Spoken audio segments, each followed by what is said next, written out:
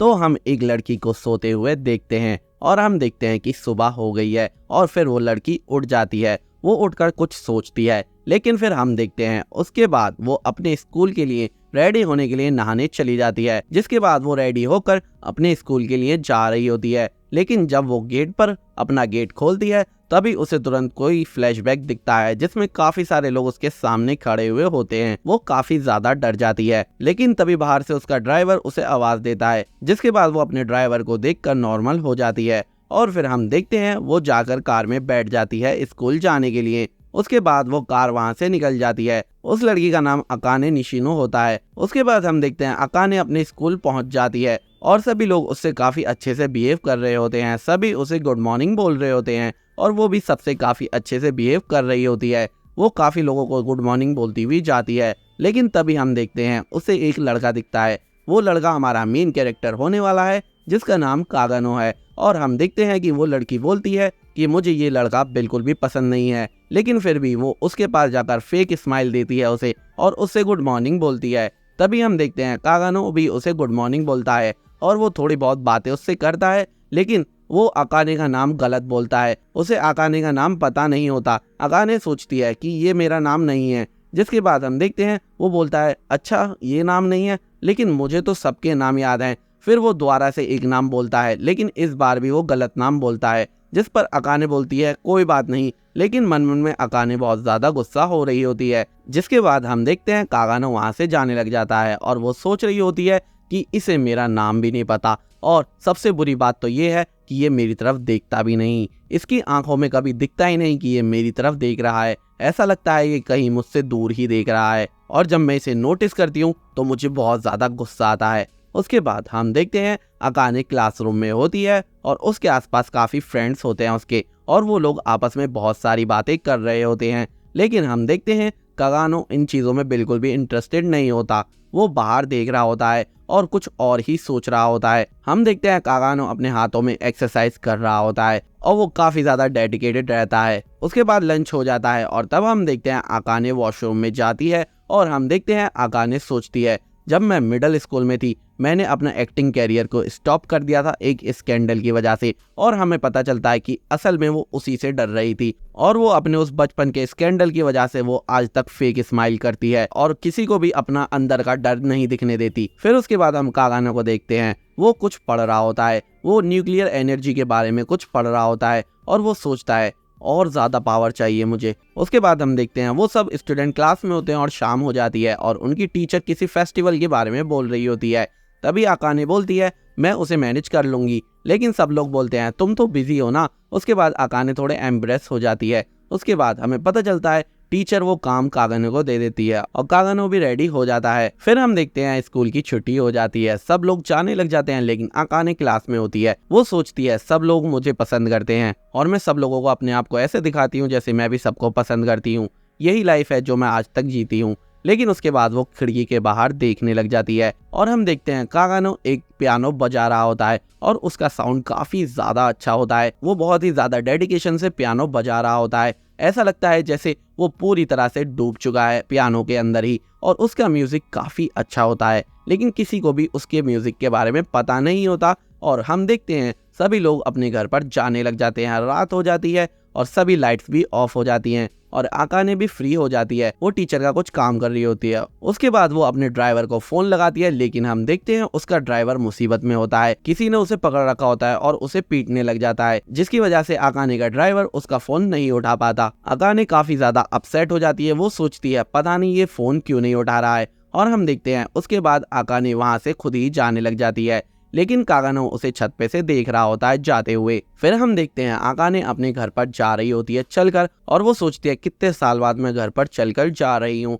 लेकिन तभी हम देखते हैं उसे कुछ फील होता है और वो काफी ज्यादा डर जाती है, लेकिन वहाँ कोई भी नहीं होता। फिर उसे रिलैक्स होता है, लेकिन जैसे ही वो मुड़ती है वहाँ पर एक बड़ा सा आदमी होता है, जिससे वो काफी ज्यादा डर जाती है और वो बोलता है तुम अकाने निशिनो हो ना। और उसके बाद हम देखते हैं अकाने उसके पास से भागने लग जाती है और वो सोचती है ये क्यों हो रहा है, ऐसा फिर से क्यों हो रहा है मेरे साथ। लेकिन तभी वहां पर उसके सामने एक कार आती है और उसमें से एक आदमी निकलता है और वो उसे अपने रुमाल से कुछ सुंघाने लग जाता है, जिसके बाद वो कुछ भी नहीं कर पाती। वो स्ट्रगल करती है छूटने का, पर नहीं छुट पाती। फिर हम देखते हैं जब वो अपनी आंखें बंद कर रही होती है तो उसके सामने कागानो खड़ा होता है, लेकिन वो कुछ भी नहीं कर रहा होता, वो आराम से खड़ा हुआ होता है। और फिर हमें पता चलता है उन दोनों ने आकाने को किडनैप कर लिया है। जिसके बाद हम देखते हैं आकाने की आंख किसी और जगह पर खुलती है और उसका मुंह बंधा हुआ है और हाथ भी। और जिन्होंने उसे किडनैप करा है वो बोलते हैं, तुमने बहुत बड़ी गलती कर दी आकाने, अकेले रात में आकर। तुम एक बहुत ही अमीर फैमिली से आती हो तो तुम हमारे लिए बहुत जरूरी हो। हम लोग बैड गाइज हैं जिन्होंने तुम्हें किडनैप करा है। वैसे भी ये तुम्हारे लिए पहली बार थोड़ी ही ना है, बचपन में भी तुम्हारे साथ जब स्कैंडल हुआ था तुम्हें किडनैप करा गया था। हमने तुम्हारे फादर से पैसे मांगे हैं तुम्हें छोड़ने के, एक बार हमारे पास पैसे आ गए तो हम तुम्हें सही सलामत छोड़ देंगे। उनकी ये सब बातें बाहर से कागानो सुन रहा होता है और हम देखते हैं कागानो अपने बैग की तरफ आता है और वो अपना बैग खोलता है और उसके बैग में कुछ टूल्स होते हैं और एक मास्क होता है। जिसके बाद हम देखते हैं उन दोनों में से एक किडनैपर आकाने को हरास करने लग जाता है, लेकिन तभी हम देखते हैं छत पर से उन्हें कुछ आवाज आती है किडनैपर्स को, और हम देखते हैं असल में छत पर कागानो होता है, लेकिन उसने मास्क पहन रखा है और वो गिलास तोड़कर नीचे आ जाता है। आकाने कागानो को नहीं पहचान पाती। वो किडनैपर बोलता है, तुम कौन हो, तुम्हारी हिम्मत कैसे हुई यहाँ आने की? और वो बोलता है, मेरा नाम स्टाइलिश थग स्लेयर है और मैं तुम लोगों को मारने आया हूँ यहाँ पर। तभी वो किडनैपर गुस्से में गन निकालता है, लेकिन उससे पहले कागानो उसके हाथ पर चाकू मार देता है और हम देखते हैं कागानो उसे मारने लग जाता है। कागानो उनसे काफी ज्यादा स्ट्रांग होता है और वो काफी अच्छे से उन्हें संभाल रहा होता है। फिर हम देखते हैं दूसरा किडनैपर बोलता है, अच्छा स्टाइलिश थग स्लेयर हो तुम। मैं जब से आर्मी से रिटायर हुआ हूँ मैं काफी ज्यादा बोर हो गया हूँ। मैं भी तुम जैसे लड़के से लड़ना चाहता हूँ जिसमें इतनी हिम्मत हो जो मुझे हरा सके। जिस पर कागानो बोलता है, ये तो बहुत परफेक्ट चीज है, मैं भी हमेशा से एक आर्मी सोल्जर से लड़ना चाहता था। और फिर हम देखते हैं वो दोनों आपस में लड़ने लग जाते हैं। पहले तो वो किडनैपर कागानो पर थोड़ा भारी पड़ रहा होता है, लेकिन उसके बाद हम देखते हैं कागानो बोलता है, ठीक है तो मुझे भी अपनी फुल स्ट्रेंथ के साथ लड़ना पड़ेगा। जिसके बाद हम देखते हैं कागानो अपने टूल्स भी निकाल लेता है और वो उस एक्स सोल्जर से यानी किडनैपर से लड़ने लग जाता है। हम देखते हैं उनके बीच थोड़ी बहुत लड़ाई होती है, लेकिन फाइनली एंड में जाकर कागानो उससे जीत जाता है। जिसके बाद हम देखते हैं कागानो आकाने की तरफ आ रहा होता है। वो एक चाकू उठाता है, जिसके बाद आकाने उससे काफी ज्यादा डरने लग जाती है, सोचती है कि ये भी मुझे हार्म करेगा, लेकिन कागाने उससे उसकी रस्सियां काट देता है और उससे बोलता है, अगली बार घर जाते में संभल कर जाना। और हम देखते हैं जैसे ही वो पीछे मुड़कर देखती है वो वहां से गायब हो जाता है। आकाने सोचती है आखिरकार ये कौन था, लेकिन हम देखते हैं वो दोनों किडनैपर्स वहां पर पड़े हुए होते हैं और उनकी गन्स भी वहां पर पड़ी हुई होती है और आकाने वहां से जाने लग जाती है। और कागानो ऊपर होता है और वो सोच रहा होता है, ये पावर इनफ नहीं है, मैं इस एक्स सोल्जर को आसानी से नहीं हरा पाया, मैंने काफी ज्यादा स्ट्रगल करा, मैं इसके लेवल तक अभी तक मैच नहीं हो पाया, अगर मैं इसी लेवल पर रहा तो मैं एमिनेंस इन शैडो नहीं बन पाऊंगा। उसके बाद हम देखते हैं आकाने वहां पर पुलिस को बुला लेती है और वो पुलिस को सब कुछ बता देती है जो भी वहां पर हुआ था, और आकाने के पेरेंट्स भी वहां पर आए हुए होते हैं। जिसके बाद हम देखते हैं नेक्स्ट डे हो जाता है और आकाने एज यूजुअल स्कूल आती है और सबसे गुड मॉर्निंग बोल रही होती है। और हम देखते हैं इस बार फिर से उसे कागानो दिखता है और इस बार भी वो कागानो से जाकर गुड मॉर्निंग बोलती है, लेकिन इस बार कमाल की बात ये होती है कि कागानो आकाने का नाम बिल्कुल सही बोलता है। ये सुनकर आकाने काफी शॉक हो जाती है कि इस बार इसने मेरा नेम सही कैसे बोला, और वो सोच रही होती है मैं देख सकती हूँ इस बार ये मुझे नोटिस कर रहा है। और वो मन मन में सोचते हैं कागानो मुझे पता है तुम भी एक मास्क लाइफ जी रहे हो। और उसके बाद कागानो वहाँ से जाने लग जाता है। उसके बाद हम आकाने का घर देखते हैं और हम देखते हैं आकाने न्यूज देख रही होती है, जहाँ पर न्यूज होती है कि एक हाई स्कूल का स्टूडेंट जिसका नाम मिनोरू कागाने था वो कल रात एक ट्रक के सामने मारा गया। और इससे हमें पता चलता है हमारा मेन कैरेक्टर यानी कागानो मारा जा चुका है, लेकिन हमें उसके एक्सीडेंट की कोई भी डिटेल नहीं बताई जाती। उसके बाद हम एक बच्चे को देखते हैं जो कि कागानो ही होता है और वो सोच रहा होता है मुझे नहीं पता ये सब कैसे स्टार्ट हुआ, पर मैं जो बनना चाहता था हमेशा से मुझे वो सब याद है। और वो बोलता है कि बचपन में जैसे सब लोग हीरो बनना चाहते थे मैं भी सबकी तरह हीरो बनना चाहता था, लेकिन मैं दूसरे बच्चों की तरह नहीं हूँ।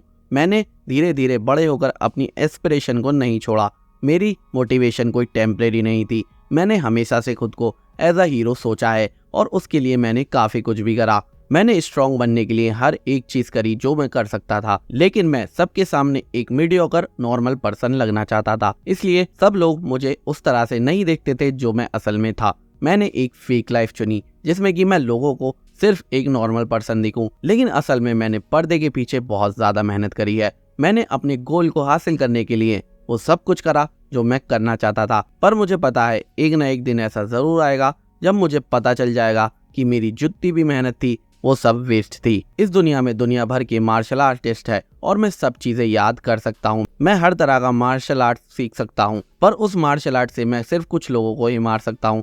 सपोज करो अगर आर्मी ने मुझे घेर लिया तो मैं उन्हें नहीं मार पाऊंगा, मैं आसानी से मारा जाऊंगा और वहीं खत्म हो जाऊंगा। लेकिन सपोज करो अगर मैं वर्ल्ड का बेस्ट बॉक्सर हुआ तो शायद मैं उनसे जीत जाऊं।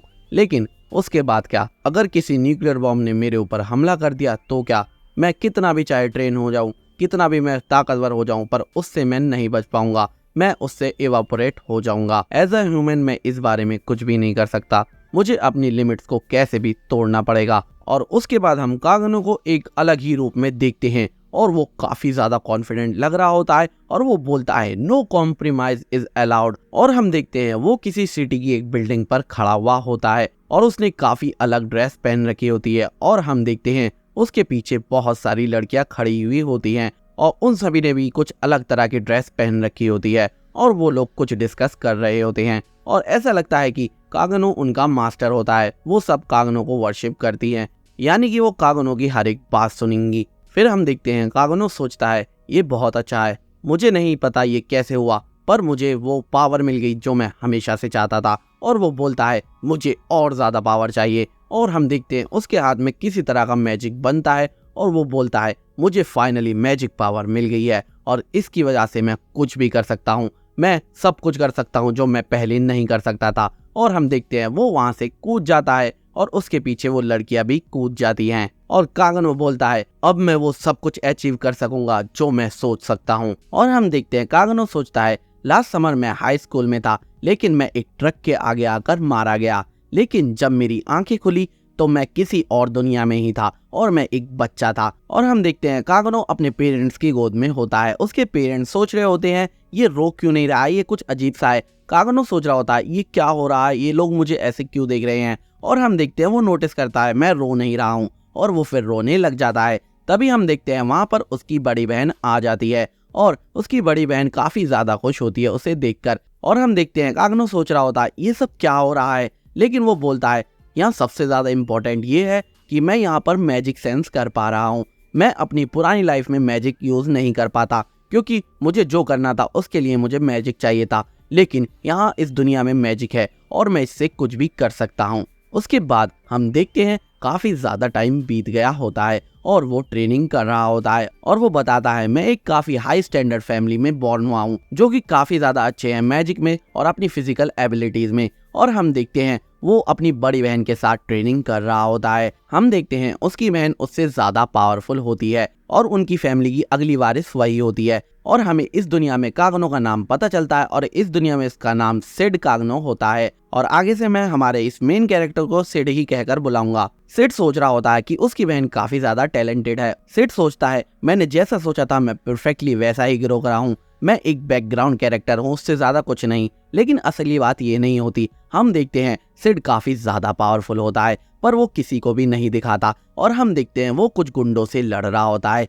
लेकिन उन्हें वो काफी आसानी से मार रहा होता है। उसके लिए ये सब बच्चों का खेल होता है। एक्चुअली सिड किसी को भी अपनी पावर्स नहीं दिखाना चाहता, वो बैकग्राउंड कैरेक्टर के तौर पर रहना चाहता है ताकि वो शैडोज में से हर चीज को कंट्रोल कर सके। पर असल में कागनो इस वर्ल्ड में सबसे ज्यादा पावरफुल है, उसके पास सबसे ज्यादा मैजिक पावर है और वो उसका कुछ भी कर सकता है। और हम देखते हैं वो सारे के सारे बैंडिट्स को आसानी से हरा देता है और उसके पीछे से एक बैंडिट उस पर हमला करता है, लेकिन वो उसे अपनी शॉट से ब्लॉक कर देता है। और हम देखते हैं वो उससे भी लड़ने लग जाता है। ऐसा लग रहा होता है सिड के लिए ये सब बाएं हाथ का खेल है और वो एक अटैक भी ले लेता है अपने ऊपर, पर हंसकर बोलता है मैं तो सिर्फ मजाक कर रहा था। और हम देखते हैं वो उस लास्ट वाले को भी हरा देता है आसानी से। दोस्तों यार वीडियो बनाने में काफी ज्यादा टाइम और मेहनत लगती है। अगर तुम्हें मेरी वीडियोस पसंद आ रही हो तो यार वीडियो को लाइक कर दो और चैनल को सब्सक्राइब करके अपने इस भाई को थोड़ा सपोर्ट करो। और उसके बाद वो कुछ मरे हुए लोगों को देखकर बोलता है मैंने तुम लोगों का बदला ले लिया है इन बैंडिट से।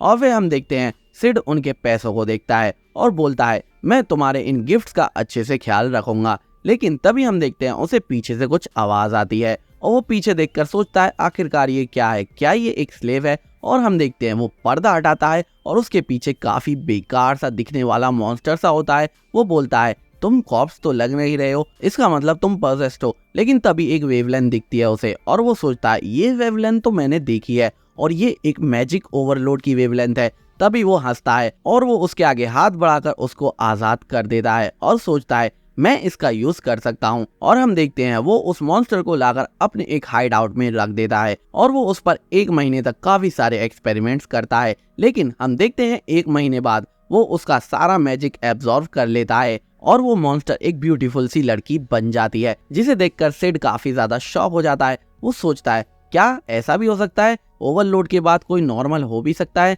और उसके बाद वो उसे वहां पर लिटाल देता है और वो सोचता है अब मुझे क्या करना चाहिए। उसके बाद हम देखते हैं उस लड़की की आंखें खुलने ही वाली होती हैं, लेकिन कागनो पीछे जाकर बैठ जाता और सोचता है मुझे ठीक से एक्टिंग करनी पड़ेगी, ये मेरा फर्स्ट अपीयरेंस होगा as the eminence in shadow. फिर हम देखते हैं उस लड़की की आंख प्रॉपरली खुल जाती है और सिड बोलता है अच्छा तो तुम जाग गई। और वो लड़की उठकर बोलती है क्या मुझे क्या हो गया था, मैं बिल्कुल नॉर्मल हो गई। और सिड बोलता है मैंने तुम्हारा कर्ज तोड़ दिया है और वो बताता है तुम अब फ्री हो। वो लड़की बोलती है क्या तुमने ऐसा करा, लेकिन कैसा कर्ज। और हम देखते हैं सिड बताता है हाँ तुम्हारे ऊपर एक कर्ज था। और सिड उस लड़की को जो भी बता रहा होता है वो सिड के लिए सिर्फ एक परफॉर्मेंस होती है और इसलिए वो जो भी बातें बोलता है वो बनाकर बोल रहा होता है। वो बोलता है ये एक कर्ज था और हम देखते हैं वो अपने पीछे से एक बुक निकालता है और वो उस बुक को दिखाकर उससे बोलता है तुम ये बुक देख सकती हो, ये उन 3 हीरो के बारे में है जिसने डीमन डायब्लोस को हराया था और इस दुनिया को बचाया था।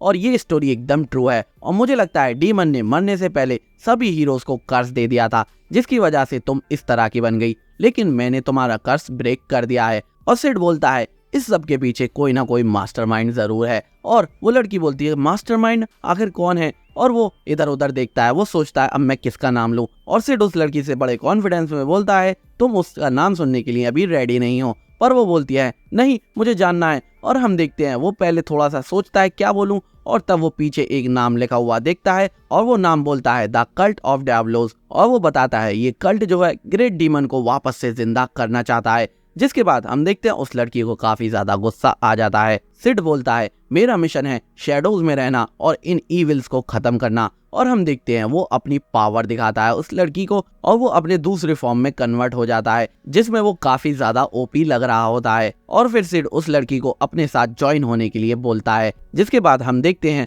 वो लड़की एग्री हो जाती है। और हम देखते हैं सिड उसके आगे हाथ बढ़ाता है और वो उसका हाथ पकड़ लेती है। वो लड़की काफी ज्यादा गुस्से में होती है, वो बोलती है चाहे कुछ भी हो जाए मैं कल्ट ऑफ डायब्लोस को नहीं छोड़ूंगी। और हम देखते हैं वो उठकर सिड से बोलती है तो हमें अपनी ऑर्गेनाइजेशन का नाम क्या रखना चाहिए, हमें बाकी हीरोज के डिसेंडेंट को भी ढूंढना पड़ेगा। जिसके बाद हम देखते हैं सिड सोचता है हाँ ये तो तुमने सही कहा, हमें अपनी ऑर्गेनाइजेशन का नाम क्या रखना चाहिए। और वो पीछे मुड़कर बोलता है हमारी ऑर्गेनाइजेशन का नाम होगा शैडो गार्डन और मैं हूँ शैडो और तुम हमारी ऑर्गेनाइजेशन में होगी अल्फा। और उसके बाद वो वहां से चला जाता है। उसके बाद हम देखते हैं 3 साल बीत चुके हैं और सिड 13 साल का हो चुका है और वो अपनी बड़ी बहन के साथ ट्रेनिंग कर रहा है। हम देखते हैं वो अपनी बड़ी बहन की तरफ हमला कर रहा होता है, लेकिन उसकी बड़ी बहन उससे ज्यादा पावरफुल है। ये सिर्फ कहने के लिए है क्योंकि सिड सबके सामने एज अ बैकग्राउंड कैरेक्टर बनने के लिए एक्टिंग करता है, लेकिन वो असल में बहुत ज्यादा पावरफुल है। वो एक मोमेंट के लिए सोचता है अपनी बहन पर अटैक करने के लिए। हम देखते हैं वो टाइम को ऑलमोस्ट रोक ही देता है, लेकिन फिर वो वापस आकर हार जाता है अपनी बहन से। और हम देखते हैं उसकी बहन बोलती है कि तुम हमेशा मुझसे हार जाते हो, लेकिन हम देखते हैं वो अपनी गर्दन पर हाथ रखती है जैसे उसे फील हुआ हो कि किसी ने उसकी गर्दन पर तलवार रखी है। उसके बाद हम देखते हैं एक मेड वहां पर आ जाती है और वो सिड की बहन को वहां से बुलाकर ले जाती है। तभी हम देखते हैं वो वहां से चली जाती है। उसके बाद सिड उठता है और बोलता है मैं अपना बैकग्राउंड कैरेक्टर परफेक्टली निभा रहा हूँ, वैसे ये बहुत ज्यादा मुश्किल है। उसके बाद हम देखते हैं हमें पता चलता है जब नोबल्स 15 साल के हो जाते हैं तब उन्हें मिडगार्ड एकेडमी में जाना पड़ता है जो कि रॉयल कैपिटल में है। और वो बोलता है मेरी सिस्टर 15 साल की हो चुकी है और अब वो मिडगार्ड एकेडमी जाएगी। लेकिन जिस दिन सिड की बहन को मिडगार्ड एकेडमी जाना होता है उस दिन वो रूम से गायब होती है, वो कहीं भी नहीं मिलती। उसके पेरेंट्स काफी ज्यादा परेशान हो जाते हैं और सिड भी काफी ज्यादा परेशान हो जाता है। हमें पता चलता है कि सिड की बहन को किसी इविल ग्रुप ने किडनैप कर लिया है। जिसके बाद हम देखते हैं सिड अपनी एक मेड के साथ पीछे को चला जाता है और वो अपनी मेड से बोलता है बीटा, और हम देखते हैं उस मेड का लुक बदल जाता है और वो बोलती है हाँ बोलिए लॉर्ड शैडो। और सिड सोचता है अल्फा ने इतने सारे मेंबर कलेक्ट कर लिए हैं हमारी शैडो गार्डन ऑर्गेनाइजेशन में, जैसे वो बिल्ली के बच्चों को अडॉप्ट कर रही हो। सिड बीटा से अल्फा की लोकेशन पूछता है। बीटा बताती है अल्फा मिस क्लेयर यानी आपकी बहन को ढूंढने में लगी हुई है। और हम देखते हैं शैडो गार्डन में काफी सारी लड़कियां मेंबर बन चुकी हैं और वो लोग सिड यानी शैडो की बहन को ढूंढ रहे हैं। उसके बाद हम सिड को एक रूम में देखते हैं, उसके साथ बीटा है और बीटा ने एक मैप खोला है जहाँ पर वो बताती है कि हमने कुछ लोकेशन मार्क करी है आपकी बहन को ढूंढने के लिए लॉर्ड शैडो। और हम देखते हैं सिड अपना एक स्लाइम नाइफ एक रैंडम लोकेशन पर फेंकता है उस मैप की और बोलता है मेरी बहन यहीं पर है। और हम देखते हैं बीटा बोलती है क्या, लेकिन यहाँ पर तो कोई लोकेशन ही नहीं है। और बीटा सोचती है अरे लॉर्ड शैडो हमने तो इस बारे में सोचा ही नहीं, आप तो एकदम जीनियस हो, ये हो सकता है कि ये एक सीक्रेट बेस हो, आप सच में जीनियस हो लॉर्ड शैडो। और सिड सोच रहा होता है ये तो मैंने ऐसे ही रैंडमली फेंक दिया है। और उसके बाद वो बोलता है चलो 7 शैडोज को कांटेक्ट करो, हम आज रात ही अटैक करेंगे उन सब पर। फिर हम देखते हैं सिड की बहन को और उसकी हाथों में हथकड़ी बंधी हुई है और हम देखते हैं एक आदमी उसके सामने है और वो उस पर अटैक करने की कोशिश करता है पर वो उसे डॉच कर लेती है। और हम देखते हैं वो दोनों आपस में कुछ बात कर रहे होते हैं। सिड की बहन उस आदमी के सामने सिड की तारीफ कर रही होती है। वो बोलती है मेरे भाई की वजह से मैं रोज कुछ ना कुछ सीखती हूँ, लेकिन मेरा भाई मुझसे कुछ भी नहीं सीखता, लेकिन इसी वजह से मैं डेली उसके साथ ट्रेनिंग करती हूँ। जिसके बाद हम देखते हैं वो आदमी बोलता है अच्छा फिर तो हमें तुम्हारे भाई की तरफ भी देखना पड़ेगा। जिसके बाद वो बहुत ज्यादा गुस्सा हो जाती है और अपनी हथकड़ी तोड़ देती है और एक हथकड़ी में से अपना हाथ निकाल लेती है और उस आदमी पर अटैक करने लग जाती है। और वो बोलती है मैं तुम्हें जान से मार डालूंगी अगर तुमने मेरे भाई को छूने का भी सोचा तो। जिसके बाद हम देखते हैं वो आदमी उसे मुक्का मारकर बेहोश कर देता है। फिर हम देखते हैं पीछे से एक आदमी आता है और वो बताता है कि कुछ इंट्रूडर हमारे सीक्रेट बेस में घुस गए हैं। और हम देखते हैं शैडो गार्डन ऑर्गेनाइजेशन के जितने भी मेंबर्स होते हैं वो उन सबको मार रहे होते हैं। और हम देखते हैं शैडो गार्डन के मेंबर काफी ज्यादा स्ट्रांग होते हैं और वो आदमी भाग रहा होता है। वो सोचता है ऐसा कैसे हो सकता है, हमारे ग्रुप के कुछ मेंबर्स तो रॉयल गार्ड जितने पावरफुल हैं, कोई इन्हें इतनी आसानी से कैसे मार सकता है। फिर हम देखते हैं वो आदमी शैडो गार्डन को फेस करता है और हम देखते हैं अल्फा बोलती है हम शैडो गार्डन हैं और वो कहती है ये हमारी लाइफ का मिशन है कि हम कल्ट ऑफ डायब्लोस को पूरी तरह से खत्म कर दें और किसी भी तरह डीमन को रिवाइव ना होने दें। हम हीरोज के डिसेंडेंट हैं, हम तुम्हारे इस ग्रुप का सारा सीक्रेट जानते हैं। जिसके बाद वो बोलता है ये कैसे हो सकता है, तुमने कल्ट ऑफ डायब्लोस का नाम सुना, ये बहुत ही बड़ा सीक्रेट है। और उसके बाद वो अल्फा पर अटैक कर देता है, लेकिन अल्फा उससे काफी अच्छी तरीके से लड़ने लग जाती है। अल्फा उसे घायल भी कर देती है और वो बोलती है मैं तुम्हें नहीं मारूंगी जब तक तुम मुझे सब कुछ नहीं बताओगे। उसके बाद हम देखते हैं वो किसी तरह की पिल खा लेता है और काफी स्ट्रांग हो जाता है, जिससे वो मैजिकल एनर्जी ओवरफ्लो करने लग जाती है उसमें और वो अल्फा से लड़ने लग जाता है फिर से। लेकिन हम देखते हैं वो अल्फा को पीछे कर वहां पर जमीन में अपनी तलवार मारता है और वहां से गायब हो जाता है। जिसके बाद हम देखते हैं बीटा बोलती है हमें इसके पीछे जाना चाहिए, लेकिन अल्फा बोलती है नहीं हमें इसके पीछे जाने की जरूरत नहीं है, लॉर्ड शैडो इसे पकड़ लेंगे। उसके बाद हम सिड को देखते हैं, सिड कहीं पर होता है और वो बोलता है ओ शिट यार मैं तो खो गया। और हम देखते हैं वहां पर एक सीक्रेट गेट खुलता है जहां से वो आदमी निकलता है और शैडो सोचता है ये कौन है। वो आदमी कहता है तुम्हें कैसे पता था मैं यहाँ पर आऊंगा, और वो उस पर अटैक करने लग जाता है। लेकिन हम देखते हैं शैडो यानी सिड उसके अटैक को आसानी से रोक देता है और वो उससे थोड़ा बहुत बातें करता है। वो बोलता है तुम काफी ज्यादा वीक हो, बेशक तुम्हारा मैजिक अल्फा से ज्यादा है, लेकिन तुम्हें मैं आसानी से हरा सकता हूँ, चलो कोई नहीं मैं तुम्हें सिखाता हूँ आखिरकार मैजिक कैसे यूज करा जाता है। और हम देखते हैं वो दोनों आपस में लड़ने लग जाते हैं और यहाँ पर सिड काफी ज्यादा पावरफुल होता है उससे, और सिड उसके साथ ऑलमोस्ट खेल रहा होता है। वो उससे कहता है मैजिक यूज करने के लिए सही तरीका आना चाहिए। और हम देखते हैं सिड उस पर काफी सारे अटैक्स कर रहा होता है लगातार। वो सोच रहा होता है ऐसा कैसे हो सकता है, मुझे कभी भी किसी ने फाइट में इतना बुरा नहीं मारा है, लेकिन ये लड़का कैसे मुझे इतना ज्यादा डैमेज कर पा रहा है। जिसके बाद हम देखते हैं वो बोलता है मुझे कोई फर्क नहीं पड़ता तुम कितने ज्यादा स्ट्रांग हो, इस दुनिया में इतनी ज्यादा डार्कनेस है कि तुम सोच भी नहीं सकते। जिस पर हम देखते हैं सिड हंसकर बोलता है इससे कोई फर्क नहीं पड़ता, मैं और भी ज्यादा डार्कनेस के अंदर जाऊंगा फिर। और वो आदमी बोलता है मैं सीरियस हूँ बच्चे। और हम देखते हैं वो बची हुई 3-4 टैबलेट भी खा जाता है, जिसके बाद हम देखते हैं वो काफी ज्यादा पावरफुल दिखने लग जाता है। लेकिन अपना सेड सबसे ज्यादा पावरफुल है इस पूरी दुनिया में, इसलिए वो आसानी से उसके अटैक्स को डॉज करने लग जाता है और वो उससे लड़ने लग जाता है और बोलता है तुम्हारे अटैक काफी ज्यादा वीक हैं। जिसके बाद हम देखते हैं वो अपनी मैजिक पावर को यूज करता है। वो आदमी सोचता है ये कितनी पावरफुल एनर्जी है, और हम देखते हैं सिड बोलता है प्ले टाइम इज ओवर, और उसके बाद वो उस आदमी पर अटैक कर देता है। जिसके बाद वो फाइनल अटैक होता है और वो आदमी हार जाता है। उस आदमी के गले में से एक नेकलेस गिरता है जिसमें उसकी और उसकी बेटी की फोटो होती है, जिसे सिड उठा लेता है और हम देखते हैं वो उसे मरा हुआ छोड़कर वहीं जाने लग जाता है वहां से, और उसका वो जो पेंडेंट नेकलेस होता है उसे अपनी जेब में रख लेता है। फिर हम देखते हैं सुबह हो जाती है और सिड की बहन बेड़ियों को तोड़कर घर आ जाती है और उससे अगले दिन वो अकेडमी के लिए निकल जाती है और ऐसा लग रहा होता है जैसे कभी कुछ हुआ ही ना हो, और वो वहां से चली जाती है। फिर हम देखते हैं शाम हो जाती है। सिड सभी मेंबर्स के साथ खड़ा हुआ होता है। सिड सोचता है काश मैं भी कैपिटल जा पाता। कैपिटल इस गांव से बहुत बड़ी जगह है और मुझे यकीन है वहां पर कोई ना कोई फाइनल बॉस जरूर होगा जिससे मुझे लड़ना होगा, पर कोई नहीं, वो टाइम भी बहुत जल्द आएगा। 2 साल बाद मैं वहां पर जा पाऊंगा। और वो सोचता है मुझे इन 2 सालों में एल्फा को और बाकी सभी लड़कियों को किसी काम पर लगाना होगा। लेकिन तभी हम देखते हैं एल्फा सिड को बुलाती है और वो बोलती है वक्त आ चुका है, अब हमें अपने रास्ते बदलने होंगे, अब हम यहाँ से जा रहे हैं। जिस पर सिड शॉक हो जाता है क्या, और एल्फा बोलती है ये गुड बाय है, और सिड अभी भी शॉक में रहता है। तो हम देखते हैं सिड रॉयल कैपिटल जा रहा है एक ट्रेन में, और वो जाते हुए सोच रहा है अल्फा और उन लड़कियों के मुताबिक कल्ट ऑफ डियाब्लोस एक बहुत बड़ी ऑर्गेनाइजेशन है जो कि ग्लोबल लेवल पर ऑपरेट करती है। वो सोचता है ये तो काफी इंप्रेसिव है, और वो फिर सोचता है एल्फा और बाकी सबके बारे में कि वो उसे छोड़कर जा रही हैं। वो सोचता है वेल ये तो सिर्फ एक बहाना था, वो मुझसे ये कहना चाहती थी कि अब हम बड़े हो चुके हैं और हम हमेशा इस कल्ट ऑफ डियाब्लोस के झूठ के पीछे नहीं रह सकते, इसलिए वो सब अपने अपने रास्ते चली गई। और फिर सिड सोचता है वैसे ये कुछ नई बात नहीं है, मेरी पुरानी जिंदगी में भी ऐसा ही था। जैसे लोग बड़े होते जाते हैं वो अपने सपनों को छोड़ देते हैं, और वो लोग बड़े हो गए हैं इसलिए वो मुझे छोड़कर चले गए। और हम देखते हैं वो अपने पास्ट लाइफ को देखता है जहाँ पर वो अपना सिर पीट रहा होता है मैजिक मैजिक बोलकर, क्योंकि उसे मैजिक चाहिए होता है।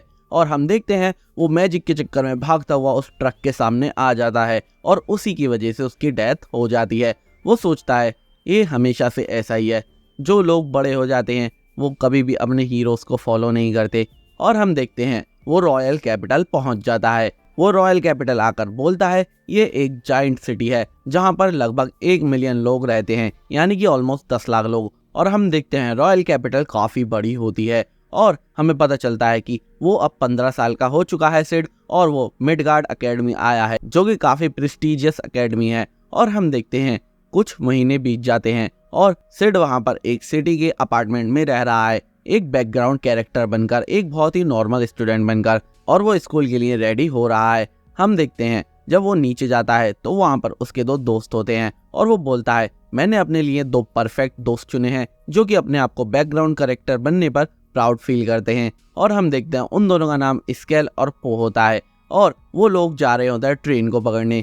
और हम देखते हैं वहां पर काफी सारे स्टूडेंट भरे हुए होते हैं उस ट्रेन में, और ट्रेन चल पड़ती है स्कूल की तरफ, यानी कि अकेडमी की तरफ। और हम देखते हैं सिड का एक दोस्त बोल रहा होता है काश हमें भी डॉम्स में रहने दिया जाता बाकी सभी नोबल्स के साथ मिडगार्ड अकेडमी के अंदर ही।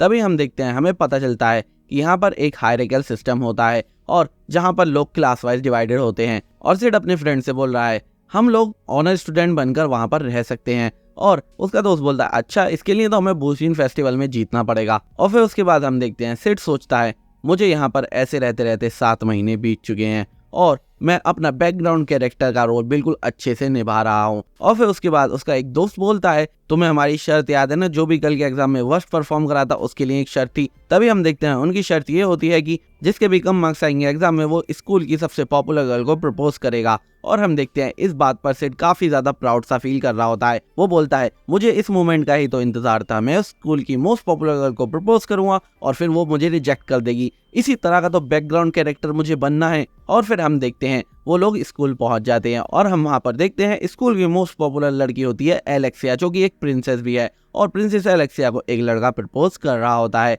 लेकिन वो उसे रिजेक्ट करके चली जाती है। उसके बाद हम देखते हैं उसी लड़की को सिड को शाम को प्रपोज करना है और हम देखते हैं शाम हो जाती है और सिड एलेक्सिया के सामने खड़ा हुआ होता है। वो काफी ज्यादा बैकग्राउंड कैरेक्टर की तरह बिहेव कर रहा होता है, वो काफी डरता है और डर कर वो एलेक्सिया से बोलता है आई लाइक यू, और वो तब भी बहुत डर रहा होता है और वो बोलते ही सोचता है बस मुझे यही करना था, अब ये मुझे रिजेक्ट कर देगी और ये होगा मेरा परफेक्ट बैकग्राउंड कैरेक्टर। और हम देखते हैं वहाँ कुछ अलग ही हो जाता है। एलेक्सिया बोलती है ठीक है मैं तुम्हें अपना बॉयफ्रेंड एक्सेप्ट करती हूँ। ये सुनकर सिड एकदम शॉक हो जाता है और उसके दोस्त भी एकदम शॉक हो जाते हैं और हम देखते हैं एलेक्सिया और सिड अब कपल बन चुके हैं। फिर हम देखते हैं नेक्स्ट डे हो जाता है और सब लोगों को शायद पता चल गया है कि एलेक्सिया सिड के साथ रिलेशनशिप में है और हम देखते हैं सभी लोग सिड को बड़े अजीब तरीके से देख रहे होते हैं, सोचते हैं आखिर इस जैसे लड़के को एलेक्सिया ने कैसे हाँ कर दी। और हम देखते हैं सिड अपने दोस्तों के साथ खाना खाने आता है और उसके दोस्त बोल रहे हैं कि ये कैसे हो सकता है, उसने तुम्हें एक्सेप्ट क्यों करा,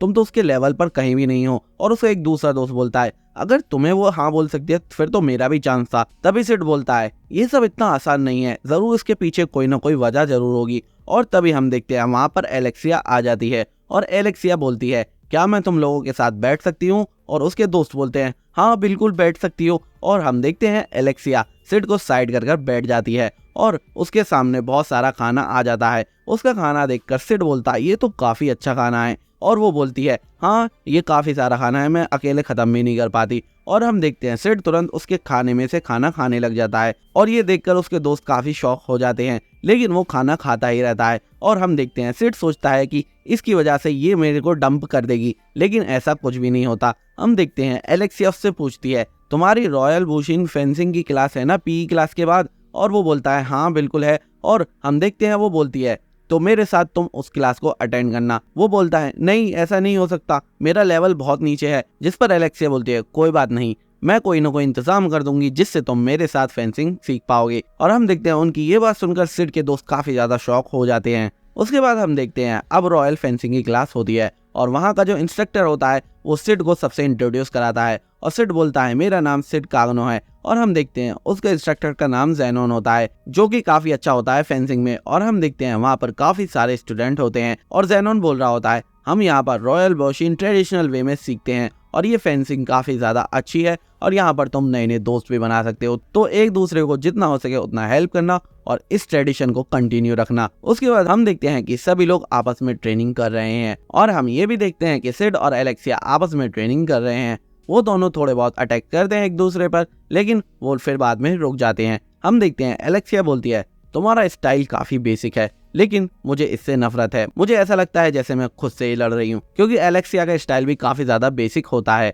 उसके बाद हम देखते हैं एलेक्सिया ज़ेनोन के पास जाती है और ज़ेनोन एलेक्सिया से बोलता है क्या मैं तुम्हारा यही आंसर समझूं एलेक्सिया, और एलेक्सिया बोलती है हाँ मैंने डिसाइड करा है कि मैं सिड की गर्लफ्रेंड बनूंगी मिस्टर ज़ेनोन। और ज़ेनोन बोलता है अच्छा लेकिन तुम बच्चों की तरह बर्ताव करना बंद करो, तुम इस तरह से हमेशा बच्ची नहीं रह सकती। और वो बोलती है मैं एक्चुअली में बच्ची ही हूँ और मुझे तुम बड़े लोगों की प्रॉब्लम्स में नहीं पड़ना है, इसलिए अपनी प्रॉब्लम खुद समझाओ। और हम देखते हैं सिड कहीं ना कहीं समझ जाता है कि एलेक्सिया ने इसे हाँ इसलिए बोला है क्योंकि ज़ेनोन से पीछा छुटाना चाहती है, और फिर सिड वहां से जाने लग जाता है। जिसके बाद हम देखते हैं शाम हो जाती है और सिड और एलेक्सिया एक जगह पर बात कर रहे होते हैं। सिड बोलता है तो तुम इसलिए राजी हुई थी मेरी गर्लफ्रेंड बनने के लिए ताकि तुम ज़ेनोन से पीछा छुटा सको, और वो बोलती है हाँ बिल्कुल सही कहा तुमने। सिड बोलता है अच्छा लेकिन सॉरी अब मैं और ऐसा नहीं कर सकता, मैंने अपनी तरफ काफी ज्यादा अटेंशन गैदर कर रही है और मैं इंटरेस्टेड नहीं हूँ तुम्हारी इन सब चीजों में।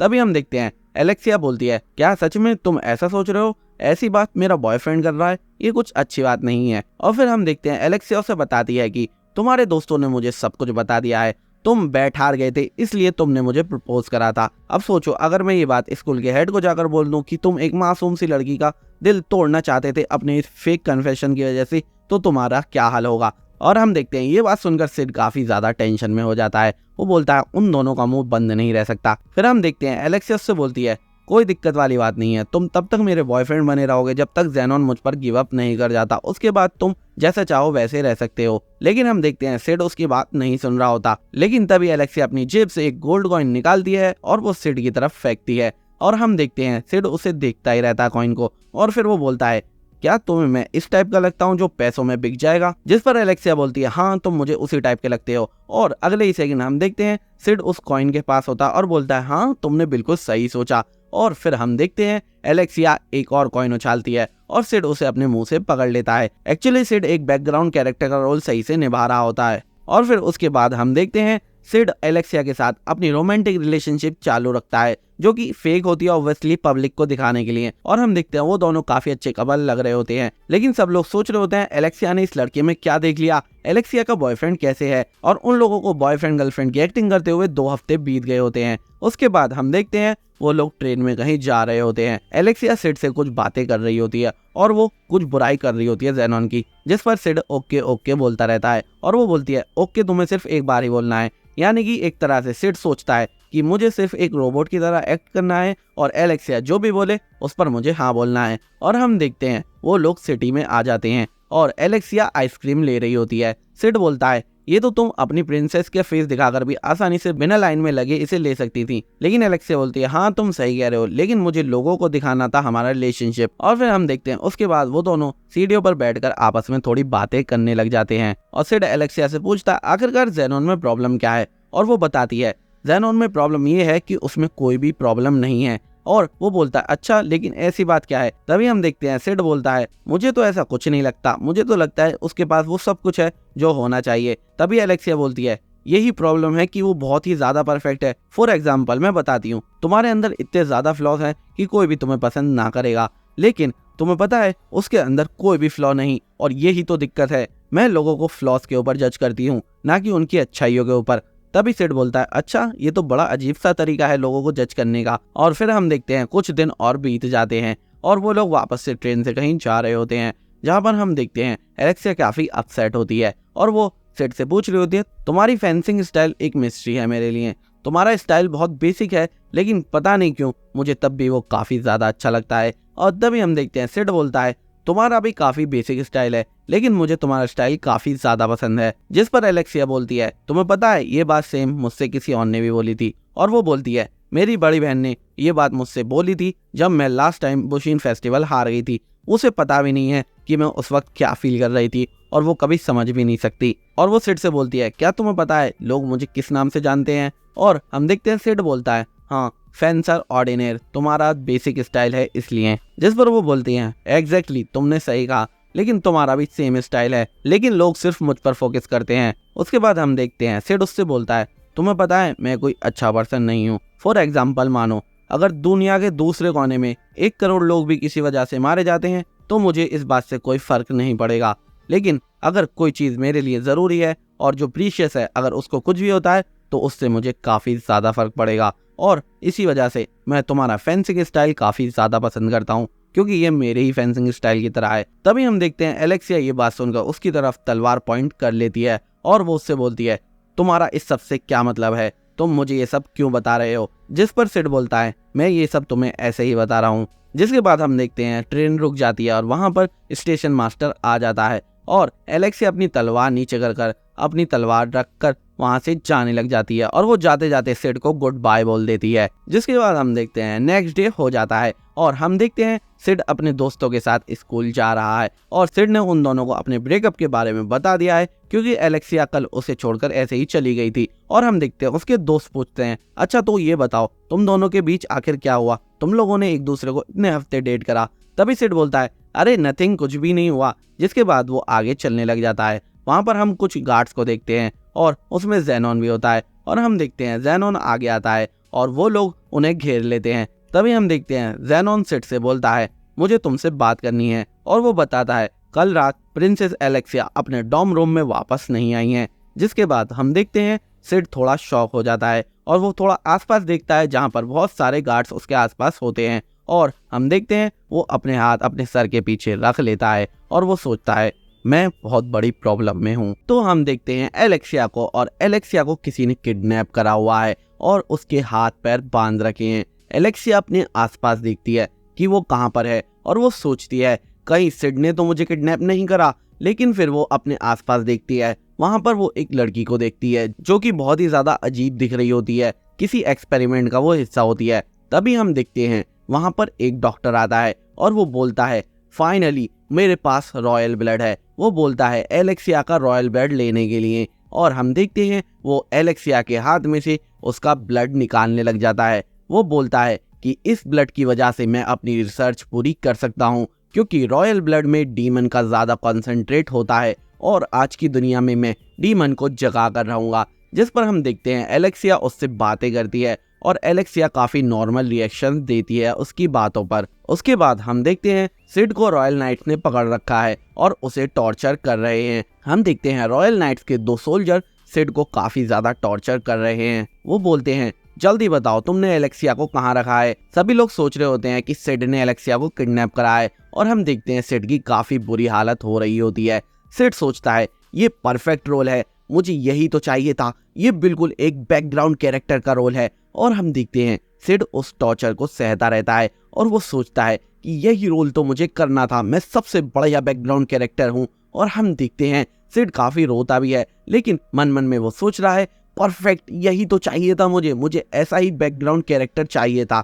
और फिर वो सोचता है वैसे ये सब तो ठीक है, लेकिन ये सब कब तक चलेगा। और फिर उसके बाद हम एलेक्सिया को देखते हैं और हम देखते हैं उस डॉक्टर ने काफी ज्यादा खून उसका निकाल लिया होता है। एलेक्सिया सोच रही होती है मेरी बहन ने अभी तक मेरी सर्च शुरू कर दी होगी। और एलेक्सिया उस डॉक्टर से बोलती है मेरा खून इतना ज्यादा मत निकालना कि मैं मर जाऊं। तभी वो डॉक्टर बोलता है हाँ बिल्कुल, वैसे भी मुझे तुम्हारा बहुत सारा खून निकालना है, इसलिए मैं तुम्हें मरने नहीं दूंगा। और हम देखते हैं वो कुछ बोलने लग जाता है और उसे बड़ा गुस्सा आ रहा होता है। असल में वो शैडो गार्डन के बारे में सोच रहा होता है, क्योंकि उसकी पुरानी लैब शैडो गार्डन ने पूरी तरह से तबाह कर दी होती है। और हम देखते हैं वो अपनी इंजेक्शन तोड़ देता है और बहुत ज्यादा गुस्से में आ जाता है। और वो जो लड़की थी जो अजीब सी क्रीचर दिख रही थी उसके पास जाकर वो उसे मारने लग जाता है। एलेक्सिया उससे बोलती है मुझे लगा था तुम मेरा ब्लड चाहते हो। और जिसके बाद वो बोलता है हाँ मुझे तुम्हारा ब्लड चाहिए, मुझे तुम्हारा ब्लड चाहिए। जिसके बाद वो उसकी तरफ जाता है, लेकिन वो वहां से मुड़कर उसके लिए खाना लेने चला जाता है और उससे कहता है तुम्हारा ब्लड लेवल कम हो गया है, लो जल्दी से खाना खाओ। और वो उसे खाना खिलाता है। उसके बाद हम प्रिंसेस आयरिस को देखते हैं जो कि एलेक्सिया की बड़ी बहन होती है। और हम देखते हैं वहां पर जेनॉन भी होता है और वो दोनों बात कर रहे होते हैं सिड के बारे में। आयरिस बोलती है मेरी बहन का एक लौता सस्पेक्ट वही स्टूडेंट है, लेकिन अभी तक 5 दिन हो चुके हैं हमें उसे कस्टडी में लिए हुए, लेकिन हमें उससे कुछ भी पता नहीं चला है। और जेनॉन उससे बोलता है सर्कमस्टांसेस तो यही कह रहे हैं कि सिड ने एलेक्सिया को किडनैप करा है, लेकिन जैसी सिड की स्किल्स है मुझे नहीं लगता वो एलेक्सिया को किडनैप कर सकता है, एलेक्सिया आसानी से उसे हरा देगी। और फिर आयरिस बोलती है ठीक है, उसे छोड़ने के बाद उस पर नजर रखेंगे। और जेनॉन बोलता है हाँ यही सही होगा जब तक वो सस्पेक्ट है। फिर हम देखते हैं बाहर क्लेयर चीख रही होती है, वो बोल रही होती है तुम्हारी हिम्मत भी कैसे हुई मेरे भाई को पकड़ने की। और आयरिस क्लेयर को चीखते हुए देख रही होती है। फिर वो सोचती है सभी अपनी फैमिलीज के बारे में चिंता करते हैं और वो एलेक्सिया के बारे में सोचने लग जाती है। वो सोचती है एक टाइम ऐसा था जब हम स्वॉर्ड के थ्रू ही एक दूसरे को अंडरस्टैंड कर लेते थे, लेकिन अब तो हमने पता नहीं कितने टाइम से बात तक नहीं करी है। और फिर हम देखते हैं सिड को अब छोड़ दिया जाता है उससे काफी सारी इंटेरोगेशन करने के बाद। और सिड अपने अपार्टमेंट में ट्रेन से जा रहा होता है। वहां पर वो सोचता है मैं चाहूँ तो अपनी सारी इंजरीज को इंस्टेंटली ठीक कर सकता हूँ। और फिर वो सोचने लगता है लेकिन मैं एज अ बैकग्राउंड ऐसा मुझे नहीं करना चाहिए, वो बिल्कुल भी सही नहीं होगा। और हम देखते हैं वो वहां पर 2 पर्सन को नोटिस करता है जो कि उस पर नजर रख रहे हैं। और उसके बाद हम देखते हैं ट्रेन रुक जाती है और वो वहां से निकल जाता है। जब वो जा रहा होता है तो वहां पर एल्फा आकर बोलती है उससे बाद में मिलते हैं, और वो वहां से फिर सीधी चली जाती है। उसके बाद हम देखते हैं जैसे ही वो अपने अपार्टमेंट का गेट खोलता है वहां पर एल्फा होती है। एल्फा वहां पर आराम से बैठी हुई होती है। सिड बोलता है एल्फा तुम यहाँ पर कैसे। उसके बाद हम देखते हैं एल्फा सिड को बर्गर देती है खाने के लिए और वो दोनों आपस में बातें कर रहे होते हैं। सिड बोलता है मुझे लगा था बेटा मुझसे मिलने आएगी, पर तुम कैसे आ गई। तब वो बोलती है हाँ कुछ चीजें ऐसी चल रही थी कि मुझे यहाँ पर आना पड़ा। और वो बताती है कल्ट के बारे में और वो उसे बातें बताती है कि कल्ट काफी ज्यादा स्ट्रांग हो रहा है, लेकिन हम भी कुछ कम नहीं है। और हम देखते हैं वो दोनों आपस में काफी सारी बातें कर रहे होते हैं। जिसके बाद सिड वहां पर लेट जाता है और हम देखते हैं एल्फा उसके पास जाती है और उसे बताती है प्रिंसेस एलेक्सिया को कल्ट ने ही किडनैप करा है, क्योंकि रॉयल ब्लड में हीरोज का ज्यादा कंसंट्रेट होता है, इसलिए वो लोग उसके ब्लड को यूज करना चाहते हैं। जिस पर सिड बोलता है इसका मतलब प्रिंसेस अभी भी जिंदा है। और वो बोलती है हाँ प्रिंसेस जिंदा है, क्योंकि उन लोगों को उसका खून चाहिए। जिसके बाद हम देखते हैं एल्फा अपनी शैडो गार्डन वाले फॉर्म में आ जाती है और वो सिड से बोलती है अभी तुम यहीं पर रहो, जब भी हम रेडी होंगे मैं तुम्हें बता दूंगी, तब तुम बाहर आ सकते हो। और सिड बोलता है हाँ ठीक है ठीक है। और वो जाते जाते पूछती है वो जो 2 आदमी थे जिन्होंने तुम्हें इंटेरोगेट करा था, क्या मैं उनको ठिकाने लगा दूं। जिस पर वो बोलता है नहीं नहीं, वो सिर्फ अपनी जॉब ही तो कर रहे थे। और वो बोलती है ठीक है, लेकिन अगर तुम्हारा इरादा बदले तो मुझे जरूर बताना। और वो बाहर जाते जाते बोलती है डेल्टा भी यहाँ पर है, वो तुम्हें मिस कर रही थी, और वो वहाँ से चली जाती है। और फिर उसके बाद थोड़ा टाइम बीत जाता है और हम देखते हैं सिड अपने शेडो वाले फॉर्म में होता है और हम देखते हैं वो चीजों को लगा रहा होता है, वो वाइन को और उसके गिलास को लगा रहा होता है, वो पेंटिंग ठीक कर रहा होता है और वो सोचता है सब कुछ मैंने इसी दिन के लिए तो रेडी कर रखा था। और वो बोलता है मैंने इतने सारे पैसे इसीलिए तो लिए ताकि मैं इन चीज़ों को खरीद सकूं और अपना एमिनेंस इन शेडो वाला फॉर्म कंप्लीट कर सकूं, और मेरा शेडो कलेक्शन अब कंप्लीट हो चुका है। और हम देखते हैं वो एक लेटर बाहर को निकालता है और टेबल पर रख देता है, जिसके बाद वो सोचता है अब मुझे सिर्फ वेट करना है। और फिर हम देखते हैं थोड़ा टाइम बीत जाता है और वहां पर शेडो गार्डन की एक और मेंबर आ जाती है और हम देखते हैं जैसे ही वो अंदर एंट्री करती है तो वो शेडो को देखकर चौंक जाती है, क्योंकि उसने काफी अच्छा एनवायरनमेंट बना रखा होता है, क्योंकि शेडो ने अपने रूम को कुछ इस तरह से सजा रखा होता है जिससे एकदम ओपी वाली फीलिंग आती है। और शेडो उससे बोलता है ये दुनिया शेडो की है। और फिर हम देखते हैं वो लड़की बोलती है लेडी एल्फा के ऑर्डर के अकॉर्डिंग हमारे सारे के सारे पर्सनल सोल्जर पूरी कैपिटल में फैल चुके हैं, हमारे पास अब तक पूरे 114 सोल्जर्स हो चुके हैं। जिस पर सिड बोलता है क्या 114? जिस पर वो सोचती है हाँ ये थोड़े कम हैं, लेकिन अभी हमारे पास इतने ही हैं। लेकिन सिड एक्चुअली इसलिए शॉक होता है क्योंकि 114 मेंबर्स हो चुके होते हैं उसकी ऑर्गेनाइजेशन में। जिसके बाद वो बोलता है चलो ये सब चीजें मैटर नहीं करती, और हम देखते हैं वो उसको लेटर दिखाता है। लेटर में कुछ लिखा हुआ होता है वो हमें नहीं पता चलता, और फिर शेडो खड़ा होता है और बोलता है अब सारी चीजें मैं खुद संभालूंगा, आज रात दुनिया शेडो के बारे में जानेगी। फिर हम उन दोनों सोल्जर्स को देखते हैं जिन्होंने सिड को इंटरोगेट करा था। वो आपस में बात कर रहे होते हैं कि अभी तक हमें कुछ भी ऐसा क्यों नहीं मिला जिससे हम उसे फंसा सके। तभी हम दिखते हैं वहां पर सिड आ रहा होता है और वो लोग उसकी तरफ एक जूता फेंकते हैं जो कि प्रिंसेस एलेक्सिया का होता है, और वो उससे बोलते हैं तुमने प्रिंसेस एलेक्सिया का जूता तुम्हारे पास कैसे है, तुम ही जरूर गुनहगार हो। और वो दोनों बोलते हैं सिड कागनो हम तुम्हें अरेस्ट करते हैं प्रिंसेस एलेक्सिया की किडनैपिंग के लिए। लेकिन जब वो लोग सिड को अरेस्ट करने जाते हैं तभी उनके पीछे 2 लाशें आ जाती हैं। वो लाशें देखकर वो पीछे हो जाते हैं, लेकिन तभी हम देखते हैं सिड उन लोगों पर अटैक कर देता है। सिड एक को 2 मार देता है और एक का हाथ काट देता है, और सिड उससे बोलता है तुम्हारा टाइम खत्म हुआ। और हम देखते हैं सिड अपनी शेडो वाली फॉर्म में आ जाता है, जिसके बाद वो उसको मार देता है। उसके बाद हम एक धमाका देखते हैं और शेडो बोलता है ये जरूर डेल्टा का ही काम होगा। और हम देखते हैं डेल्टा यानी कि शेडो गार्डन की एक मेंबर बहुत सारे लोगों को मार रही होती है जो कि कल्ट का हिस्सा होते हैं, और वो एक बिल्डिंग को भी बीच में से कट कर देती है और किंगडम में काफी सारी जगह पर धुआं उठ रहा होता है। जिसके बाद हम वापस से एलेक्सिया को देखते हैं और एलेक्सिया उस लड़की की तरफ देख रही होती है जो कि अजीब सी क्रीचर बन चुकी होती है, और वो उससे थोड़ी बात करने लग जाती है। लेकिन तभी हम देखते हैं वहां पर वो डॉक्टर आ जाता है और वो बोलता है वो फिर से आगे वो सब कुछ खत्म कर देंगे फिर से। और एलेक्सिया बोलती है नाइट ऑर्डर से इतना मत डरो। वो डॉक्टर बोलता है मुझे नाइट ऑर्डर का घंटा फर्क नहीं पड़ता, मैं उनको आसानी से मार डालूंगा। और तभी हम देखते हैं वो एक इंजेक्शन उस लड़की को लगा देता है जो उसके एक्सपेरिमेंट का हिस्सा होती है, और हम देखते हैं जैसे कि वो उसे इंजेक्शन लगा देता है तो वो ट्रांसफॉर्म हो जाती है, और वो ट्रांसफॉर्म होते ही सबसे पहले उस डॉक्टर को मार देती है, और उसको मारने के बाद वो एलेक्सिया को फ्री कर देती है। और हम देखते हैं वहां से एलेक्सिया भागने लग जाती है, जिसके बाद वो ऊपर को कूद जाती है और वहां से निकल जाती है।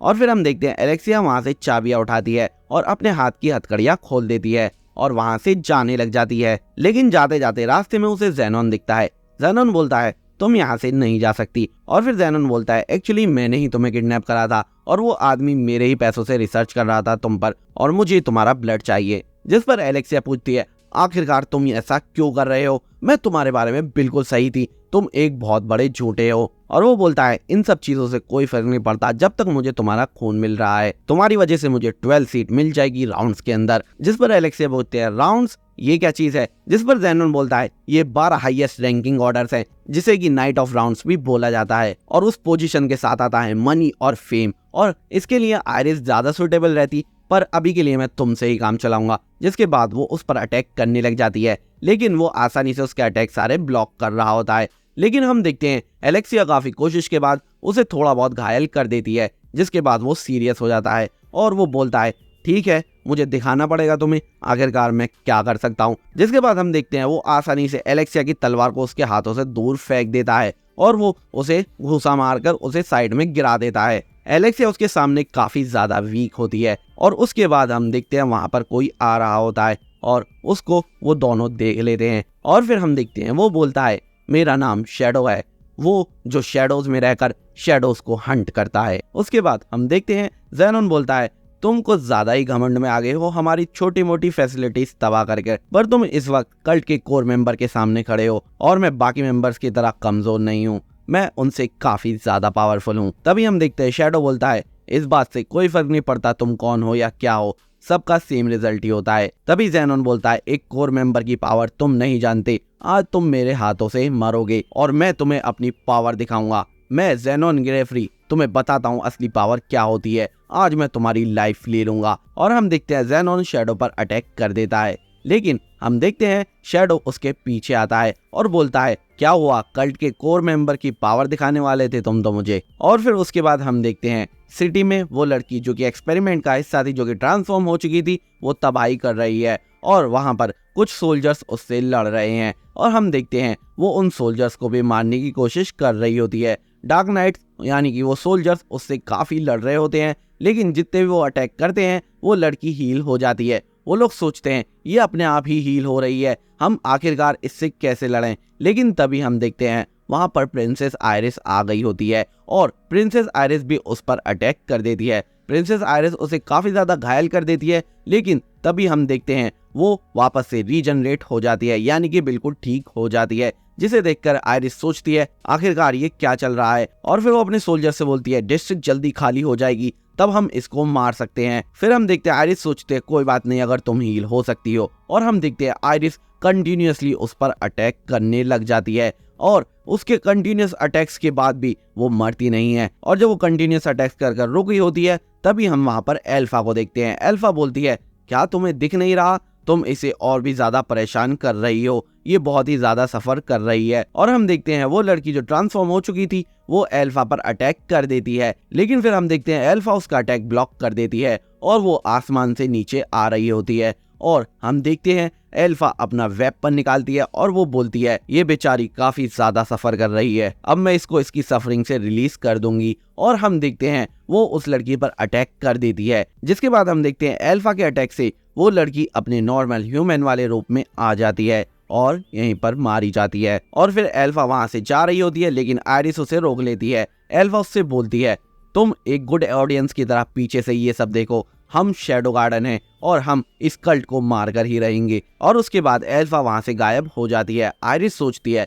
शैडो गार्डन, आखिरकार ये क्या है। लेकिन तभी उसके पीछे ब्लास्ट होता है और वो सोचती है ये हर जगह हो रहा है पूरी सिटी में, एलेक्सिया आखिरकार तुम कहाँ हो। उसके बाद हम वापस से शैडो को और ज़ेनोन को लड़ता हुआ देखते हैं और हम देखते हैं वो दोनों आपस में लड़ रहे हैं। ज़ेनोन बोलता है, लगता है मैंने तुम्हें अंडर एस्टिमेट कर दिया, तुम तो काफी अच्छा लड़ रहे हो, लेकिन कोई बात नहीं, मैं तुम्हें अपनी ओरिजिनल पावर दिखाता हूँ। और हम देखते हैं ज़ेनोन अपनी मैजिकल पावर के थ्रू उससे लड़ने लग जाता है। एलेक्सिया सोचती है ज़ेनोन के पास तो काफी मैजिक पावर है, लेकिन हम देखते हैं शैडो बहुत ही आसानी से उसका हर एक अटैक ब्लॉक कर रहा होता है। वो और भी ज्यादा मैजिक पावर यूज करता है, लेकिन उससे भी कोई फर्क नहीं पड़ता, आसानी से शैडो उसे नीचे गिरा देता है। एलेक्सिया सोचती है ये तो स्ट्रांग है। और तभी हम देखते हैं शैडो अपनी तलवार उसकी तरफ एम कर देता है और उससे बोलता है, क्या हुआ, तुम अब अटैक नहीं कर रहे, फ्यूचर राउंड्स। और तभी हम देखते हैं वो आपस में फिर से लड़ने लग जाते हैं। ज़ेनोन काफी गुस्से में लड़ रहा होता है और उनके आसपास का एरिया भी काफी डैमेज हो रहा होता है। एलेक्सिया उनकी फाइट देखकर चौंक जाती है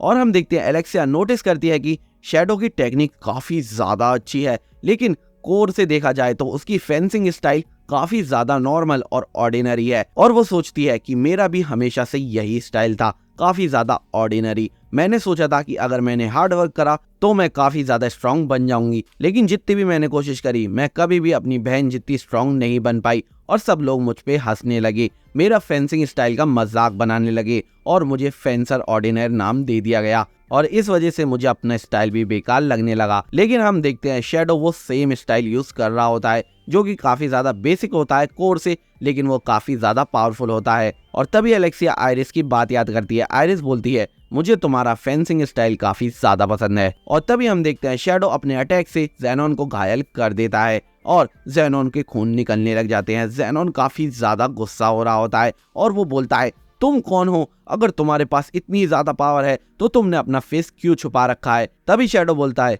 हम शैडो गार्डन हैं, वो जो शैडोज में रहते हैं और शैडोज को हंट करते हैं, यही हमारे जीने का एक लौता पर्पस है। ज़ेनोन बोलता है, क्या तुम लोग पागल हो? तभी हम देखते हैं एलेक्सिया सोचती है, क्या शैडो गार्डन और एक कल्ट, आखिरकार ये सब चल क्या रहा है? और फिर हम देखते हैं ज़ेनॉन उठता है और ज़ेनॉन के हाथ में कुछ पिल्स होती हैं जो कि टैबलेट होती हैं, और वो बोलता है अगर तुम सच में ही मुझसे फाइट करना चाहते हो तो ठीक है, अब मैं तुमसे फाइट करूंगा। और वो उन टैबलेट्स को दिखाकर बोलता है इन टैबलेट से मुझे इतनी पावर मिल जाएगी जो कि ह्यूमन लेवल के इमेजिनेशन से ही अलग होगी। और ये बोलकर वो उन टैबलेट्स को खा लेता है और उन टैबलेट्स को खाने के बाद काफी ज्यादा मैजिक बस्ट करके वो ट्रांसफॉर्म हो जाता है और वो पहले से ज्यादा स्ट्रॉन्ग लग रहा होता है और वो काफी ज्यादा अलग दिखने लग जाता है। ज़ेनॉन बोलता है जो इस पावर को कंट्रोल कर सकते हैं वही रियल चूजन वंस होते हैं जो कि राउंड्स को ज्वाइन कर सकते हैं। और फिर वो पोज बनाता है और बोलता है अब मैं तुम्हें असली पावर दिखाता हूँ, मेरी ऑलमाइटी पावर,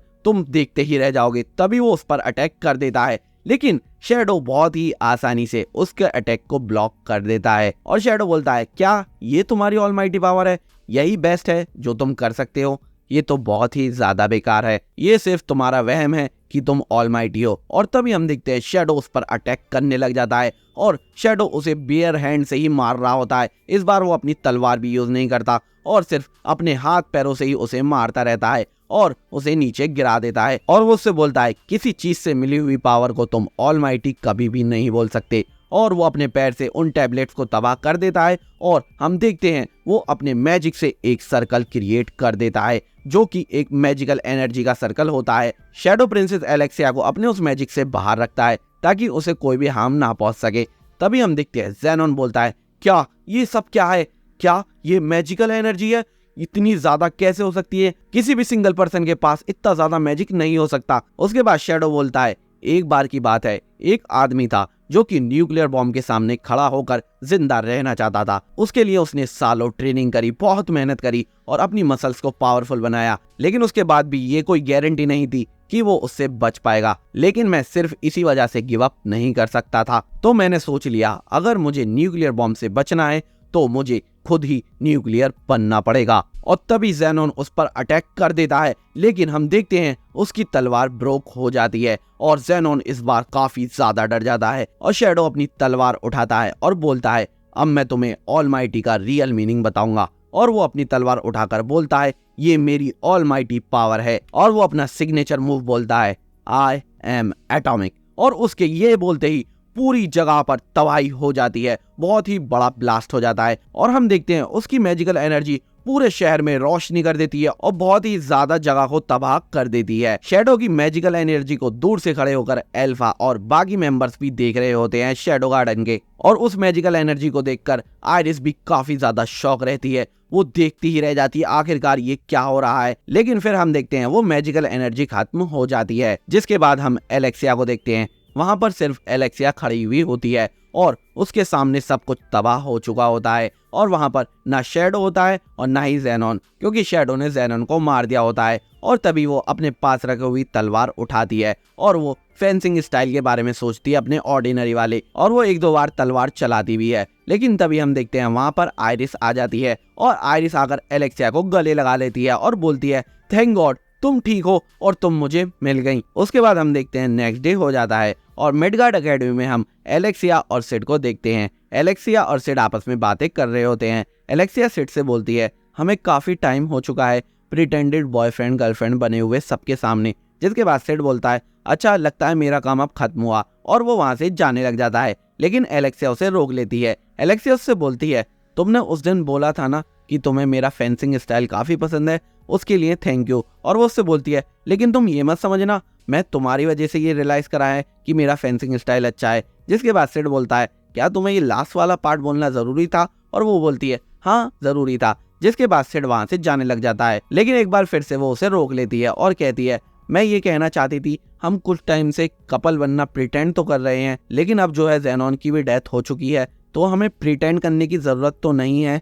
लेकिन मैं पूछना चाहती थी क्या तुम इंटरेस्टेड हो इस रिलेशनशिप को आगे बढ़ाने के लिए? उसके बाद सिड थोड़ी देर रुकता है और फिर बोलता है नहीं, मुझे इसके लिए ना कहना पड़ेगा। ये सुनकर एलेक्सिया थोड़ी स्माइल करती है और बोलती है अच्छा। और फिर हम देखते हैं थोड़ा सा ब्लड दीवार पर होता है जो कि सिड का ही ब्लड होता है और एलेक्सिया ने उसे मारा होता है थोड़ा। उसके बाद हम शैडो गार्डन के मेंबर्स को देखते हैं और हम देखते हैं वो लोग वहां पर रिपोर्ट दे रहे होते हैं और वो लोग सभी शैडो की तारीफ कर रहे होते हैं। वो कहते हैं वो लाइट काफी ज्यादा अच्छी थी। अब उस कल्ट को पता चल जाएगा कि वो सिर्फ प्रे हैं जिन्हें हम हंट करेंगे। और हमें ये भी पता चलता है कि किंगडम ने शैडो गार्डन को डेथ सेंटेंस दे दी है। और फिर उसके बाद हम आयरिस को देखते हैं, वो बात कर रही होती है शैडो गार्डन और कल्ट ऑफ डियाब्लोस के बारे में। और उसका एक सोल्जर बोलता है क्या आप नाइट ऑर्डर को सस्पेक्ट कर रही हो इस सब में? और आयरिस बोलती है हमारे किंगडम का बेस्ट स्वॉर्ड इंस्ट्रक्टर वो भी कल्ट ऑफ डियाब्लोस का हिस्सा था, तो तुम समझ सकते हो इस फैक्ट को। और वो सोल्जर बोलते हैं जी हाँ, हम समझ के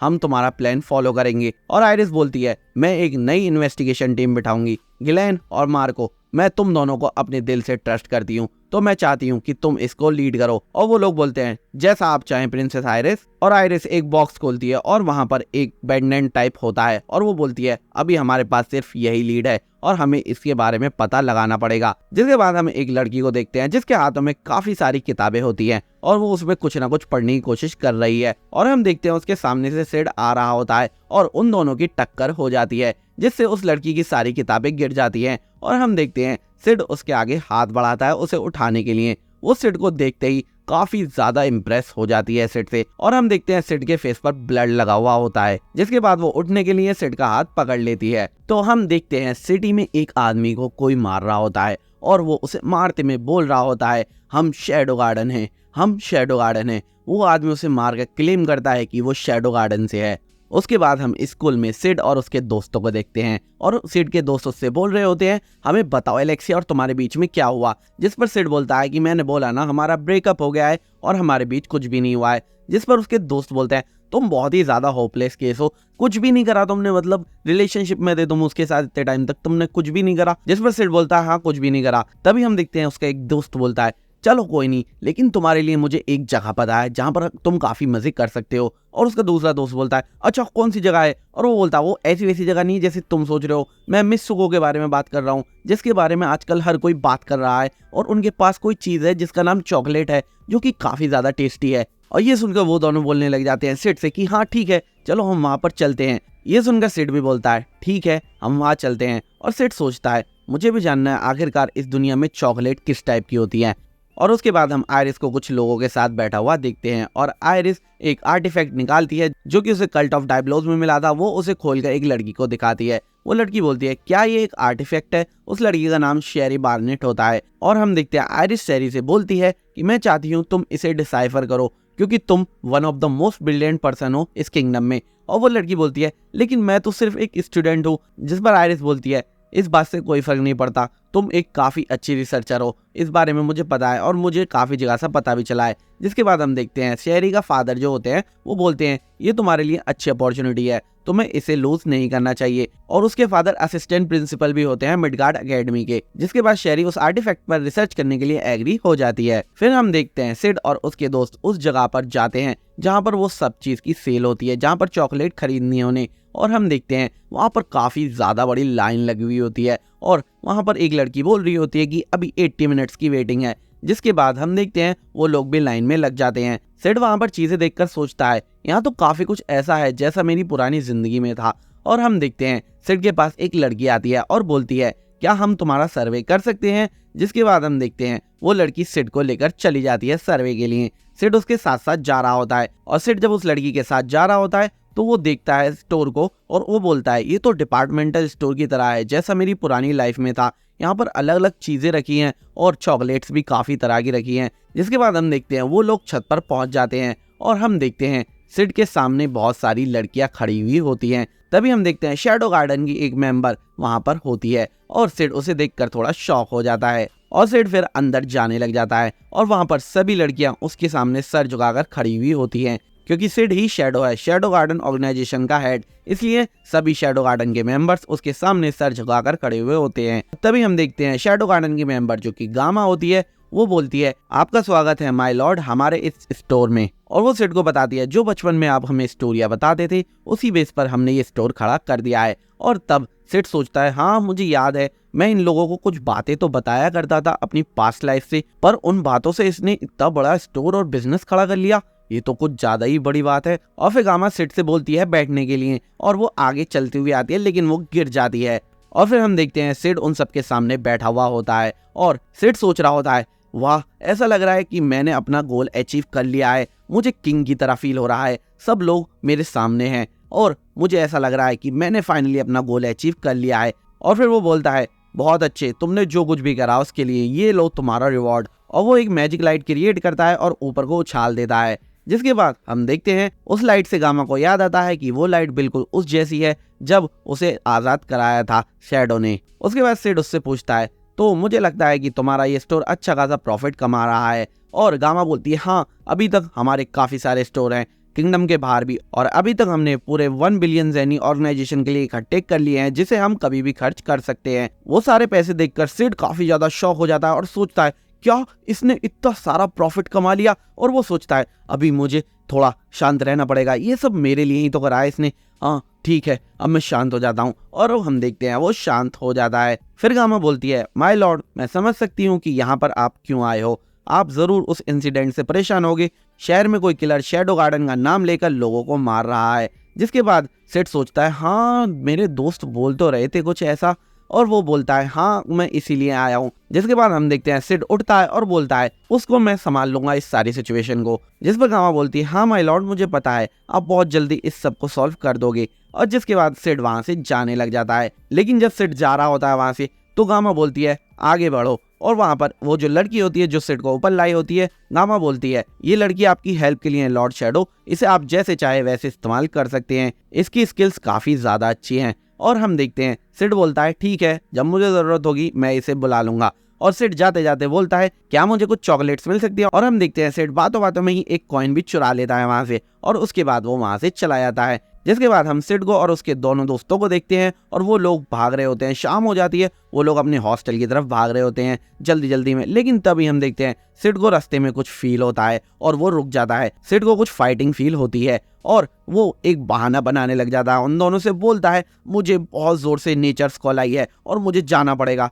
जिसके बाद वो दोनों कहते हैं क्या ये तो बहुत ही बड़ी प्रॉब्लम होगी, तुम्हें डिसाइड करना पड़ेगा कि तुम्हें हॉस्टल पहुंचना है या नेचर्स कॉल का जवाब देना है। और हम देखते हैं सिड बोलता है तुम लोग यहाँ से चले जाओ, मुझे जाना पड़ेगा, मैं नेचर को ज्यादा हैंडल नहीं कर सकता। जिसके बाद वो लोग वहां से चले जाते हैं और वो बोलते हुए जाते हैं सिड हम ये बात किसी को भी नहीं बताएंगे, तुम टेंशन मत लेना। और वो लोग वहां से चले जाते हैं। जैसे ही वो जाते हैं सिड एकदम नॉर्मल हो जाता है और सिड जाता है जहां पर लड़ाई हो रही होती है और हम वहां पर एलेक्सिया को कुछ लोगों से लड़ते हुए देखते हैं। हम उन्हीं फेक लोगों से लड़ते हुए देखते हैं एलेक्सिया को, जो कि अपने आप को शैडो गार्डन बता रहे होते हैं। और एलेक्सिया एक को तो काफी आसानी से हरा देती है और शैडो उसे ऊपर से देख रहा होता है। लेकिन तभी हम देखते हैं एलेक्सिया के पीछे 2 लोग और आ जाते हैं जो कि अपने आप को शैडो गार्डन से ही बता रहे होते हैं, पर वो फेक होते हैं। और हम देखते हैं उनमें से एक एलेक्सिया को घायल भी कर देता है उसके हाथों पे से, और उसमें से दूसरा एलेक्सिया को मारने ही वाला होता है। लेकिन तभी शैडो नीचे आकर उसे मार देता है। और हम देखते हैं शैडो उससे बोलता है तुम लोग जो भी कर रहे हो शैडो गार्डन के नाम पर नहीं कर सकते और उसके लिए मुझे तुम्हें पनिश करना ही पड़ेगा। और हम देखते हैं शैडो को देखते ही वो 2 जो बचे हुए होते हैं वो वहां से भाग जाते हैं। और एलेक्सिया शैडो से पूछती है तुम आखिर क्या करना चाहते हो, क्या तुम हमारे खिलाफ हो, तुम इतनी पावर का क्या करोगे। और शैडो से बोलता है तुम इस सब से बाहर रहो। और शैडो उन दोनों के पीछे चला जाता है जो कि फेक किलर्स होते हैं। फिर हम देखते हैं शैडो उन दोनों को आसानी से पकड़ लेता है और एक को मार देता है। और तभी वहां पर वो लड़की आ जाती है जो कि स्टोर में उसे लेके गई थी और वो बोलती है वेल डन लॉर्ड शैडो, आपसे यही एक्सपेक्टेशन थी मुझे। और वो कहती है इस वाले को मुझ पर छोड़ दीजिए, मैं इससे इन्वेस्टिगेशन करूंगी। और शैडो बोलता है ठीक है इसे तुम संभाल लेना। जिसके बाद शैडो वहां से चला जाता है उस किलर को अपनी उस मेंबर के पास छोड़कर। फिर हम कुछ अननोन लोगों को देखते हैं और वो आपस में बात कर रहे होते हैं कि हमारे पपेट और वो लोग मारे गए हैं।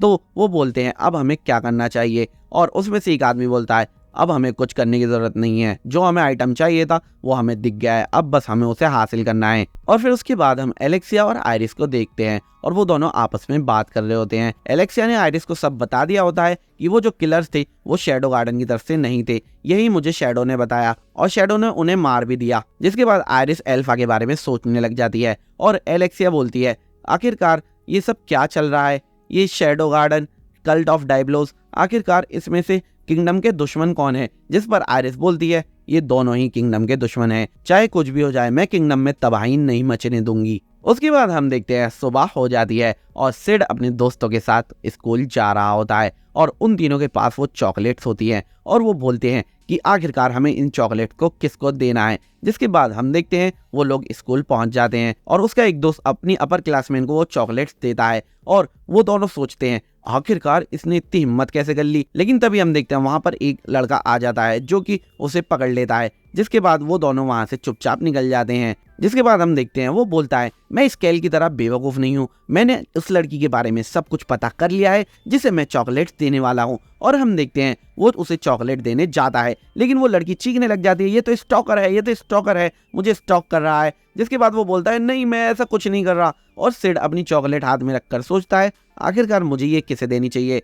और वो सोचता है जिस भी फर्स्ट लड़की को मैं देखूंगा मैं ये चॉकलेट उसी को दे दूंगा। और हम देखते हैं उसके बराबर में शेरी बार्नेट होती है और हम देखते हैं जैसे ही वो वहां से गुजरता है वो पीछे आता है और वो चॉकलेट शेरी बार्नेट के पास रख देता है और वो उससे कहता है ये तुम रख सकती हो और वो वहां से फिर चला जाता है। जिसके बाद हम देखते हैं शेरी अपनी स्टडी में उन चॉकलेट्स को लेकर बैठी हुई होती है। वो सोचती है आखिरकार ये क्या चीज है। और तभी हम देखते हैं उसके फादर अंदर आ जाते हैं और वो बोलते हैं अरे तुम्हारे पास चॉकलेट्स हैं। और वो बताते हैं ये आजकल काफ़ी ज़्यादा फेमस हो रही है, ये काफ़ी अच्छी चीज़ है और बहुत ही कम लोगों को भी मिल रही है। तभी वो बताती है मुझे एक लड़की ने आज दोपहर में ये दी थी। और उसके फादर बोलते हैं अच्छा इसका मतलब तुम्हें ये गिफ्ट मिला है, यानी कि हो सकता है उस लड़की को तुमसे लव एट फर्स्ट साइट हो गया हो। जिस पर वो सोचते हैं क्या लव एट फर्स्ट साइट। और उसके फादर उससे बोलते हैं आखिरकार तुम उस लड़के को क्या जवाब दोगी, वो तुम्हारे आंसर का वेट ज़रूर कर रहा होगा। जिसके बाद वो सोचती है लेकिन मैं क्या जवाब दूंगी। और उसके फादर बोलते हैं तुम्हारी रिसर्च काफ़ी इंपॉर्टेंट है लेकिन तुम्हें लोगों से भी मिलना जुलना सीखना पड़ेगा, इसीलिए तो स्कूल होता है। और फिर वो बोलते हैं आखिरकार आर्टिफैक्ट को तुमने डिसाइफर करा या नहीं। जिस पर वो बोलती है नहीं अभी तो मैंने शुरुआत ही करी है। जिसके बाद शेरी के फादर खांसने लग जाते हैं और वो उठकर बोलती है मुझे डॉक्टर को बुलाना चाहिए। शेरी के फादर बोलते हैं नहीं मैं बिल्कुल ठीक हूँ, मैं कुछ समय से काफ़ी अच्छा फील कर रहा हूँ। और हमें पता चलता है शेरी बोलती है कि उसके फादर एक्चुअल उसके फादर नहीं होते, शेरी को उन्होंने गोद लिया हुआ होता है। और वो बोलते हैं तुम्हारी माँ भी काफ़ी अच्छी रिसर्चर थी और तुम भी उन जैसी ही हो, तुम काफ़ी अच्छा काम कर रही हो। शेरी बार्नेट को देखते हैं वो अपनी डेस्क पर बैठी हुई है और वो थोड़ा सोच रही है उन चॉकलेट्स को लेकर, लेकिन वो फाइनली उनमें से एक चॉकलेट ट्राई कर लेती है और उसे वो चॉकलेट काफ़ी ज़्यादा टेस्टी लगती है और वो काफ़ी खुश होती है। उसके बाद हम सिड को देखते हैं वो स्कूल यूनिफॉर्म में है और उसके हाथ में एक पैम्पलेट है। लेकिन तभी उसके पीछे वो न्यू मेंबर होती है शैडो गार्डन की जो रिसेंटली ही रिक्रूट हुई थी और सिड उसे पहले ही नोटिस कर लेता है। फिर उसके बाद हम उन दोनों को बैठा हुआ देखते हैं। सिड अपने पैम्पलेट की तरफ थोड़ा घूर रहा होता है लेकिन वो लड़की उसे इन्फॉर्मेशन देने लग जाती है कि लास्ट नाइट हमने जिस आदमी को पकड़ा था उसका मैंने काफ़ी ज़्यादा डिटेल में छानबीन करी है लेकिन वो कुछ भी नहीं बोल रहा है, वो पूरी तरह से ब्रेन वॉश हुआ है। और यही तरीका है कल्ट ऑफ डियाब्लोस का, वो हर किसी को ब्रेन वॉश कर देते हैं। वो लोग अनाथों को उठाते हैं और उनको सब कुछ सिखाते हैं और उनका माइंड ब्रेन वॉश करते हैं, इसलिए वो लोग काफ़ी ज़्यादा डेंजरस हैं। लेकिन हम देखते हैं कि सिड किसी और चीज़ में ही खोया हुआ है, वो पैम्पलेट की तरफ ही देखा जा रहा है। हमें पता चलता है कि वो पैम्पलेट बुलशीन फेस्टिवल का है जो कि एक काफ़ी ज़्यादा इंपॉर्टेंट फेस्टिवल है अकेडमी का। फिर सिड याद करने लग जाता है कि उसके हाथ में वो टेम्पलेट कैसे आया। उसके दोस्तों ने एक्चुअली उसका नाम ऑलरेडी रजिस्टर कर दिया होता है वो सीन फेस्टिवल में जिसमें कि उसे शॉर्ट फाइट करनी होती है, लेकिन वहाँ पर वो लोग उसे समझा रहे होते हैं कि उसका नाम एंटर करने के बाद उसे जाना ही पड़ेगा लड़ने के लिए। लेकिन सिड वहाँ पर मना करता है, लेकिन वो लोग तब भी कन्विंस करते रहते हैं। सिड उन दोनों के पेट में एक एक मुक्का मार देता है और उन दोनों के पेट में काफ़ी ज़्यादा दर्द होने लग जाता है। लेकिन अब उसका रजिस्ट्रेशन हो चुका है तो वो उस पैम्पलेट को लेकर यही सोच रहा है कि क्या उसे जाना चाहिए या नहीं। लेकिन वो लड़की उसे बताती रहती है सारी की सारी इन्फॉर्मेशन जो भी उसने उस आदमी से निकाली है और वो बोलती है मुझे ऐसा लगता है कि बहुत जल्द कल्ट ऑफ डायब्लोस के लोग शैडो गार्डन का नाम लेकर बाहर आने वाले हैं और कुछ ना कुछ हमला करने वाले हैं। और फिर वो एक कल्ट ऑफ डायब्लोस के लीडर के बारे में बताती है जिसका नाम होता है रेक्स द गेम ऑफ बिट्रायल। फिर वो दोनों थोड़ी बहुत बातें और करते हैं लेकिन फिर थोड़ी देर में सिड वहां से उठकर जाने लग जाता है और वो अपना पैम्पलेट हिलाकर वहां से जाने लग जाता है और उस लड़की को ऐसा लगता है कि सिड ने कोई मैसेज दिया है और वो भी उठकर वहां से चली जाती है। जिसके बाद हम एक स्टेडियम देखते हैं और वहां पर फाइटिंग हो रही होती है और हम सिड की बहन को देखते हैं जो कि वहां पर जीत जाती है उस फाइट को और गिलेर उस फाइट को जीतकर आराम से जा रही होती है। सब लोग काफी ज्यादा एक्साइटेड होते हैं उसके बाद हम सिड के दोस्तों को देखते हैं और वो लोग यहाँ पर ढूंढ रहे होते हैं सिड को कि आखिरकार सिड कहाँ पर है, और वो सिड के बारे में थोड़ा सोच रहे होते हैं कि अब उसका क्या होगा। जिसके बाद नेक्स्ट मैच की अनाउंसमेंट होती है और वहां पर हम देखते हैं कि सिड के अगेंस्ट होती है रोज ओरियाना, जो कि काफी ज्यादा स्किल्ड स्वॉर्ड्स वुमेन है। फिर हम देखते हैं सिड सोच रहा होता है ये तो रोज ओरियाना है, स्टूडेंट काउंसिल की प्रेसिडेंट, और ये ओरियाना किंगडम की प्रिंसेस भी है, जो कि आर्ट एंड कल्चर के लिए जाना जाता है, लेकिन ये बेस्ट स्वॉर्ड्समैन भी है इस अकेडमी की। जिसके बाद वो दोनों अटैक के लिए रेडी होते हैं और सिड काफी ज्यादा एक्साइटेड सा लग रहा है। वो सोच रहा होता है कि फाइनली मैंने जो भी ट्रेनिंग करी है उसे मैं यहाँ पर यूज कर सकता हूँ। जिसके बाद रेफरी मैच के लिए बिगिन बोल देता है और वो दोनों एक दूसरे पर बस हमला करने ही वाले होते हैं, लेकिन फिर हम देखते हैं जैसे ही सिड उस पर हमला करने ही वाला होता है वो किसी चीज को अपने मुंह में डाल लेता है जिससे उसे खून का इफेक्ट मिले। जिसके बाद उसका अटैक फेल हो जाता है और रोज का अटैक उस पर कामयाब हो जाता है। जिसके बाद वो गिर जाता है, बहुत बुरी हालत हो जाती है उसकी और काफी ज्यादा खून निकलने लग जाते हैं उसके मुंह से। असल में वो रियल खून नहीं होता, वो तो हम भी जानते हैं, लेकिन सिड इतने में ही हार नहीं मानता। वो उठता है और वो सोचता है कि अभी तो मुझे 47 और ट्रिक्स अपनानी है जो कि मैंने बैकग्राउंड कैरेक्टर के तौर पर प्रैक्टिस करी थी। आज मैं अपनी सारी की सारी टेक्निक्स अपनाऊंगा। और वो उठकर हंसकर आराम से वापस से उसकी तरफ जाता है और वो दोनों फिर से अटैक करते हैं एक दूसरे पर और फिर से वही सीन होता है। अटैक थोड़ा बहुत करने की कोशिश करता है सिड, लेकिन सिड अटैक ना करके अटैक खा लेता है और वो फिर से पीछे जाके पड़ता है और उसे वापस से काफी ज्यादा खून निकलने लग जाते हैं। रेफरी विनर बताने ही वाला होता है, लेकिन वो फिर से उठता है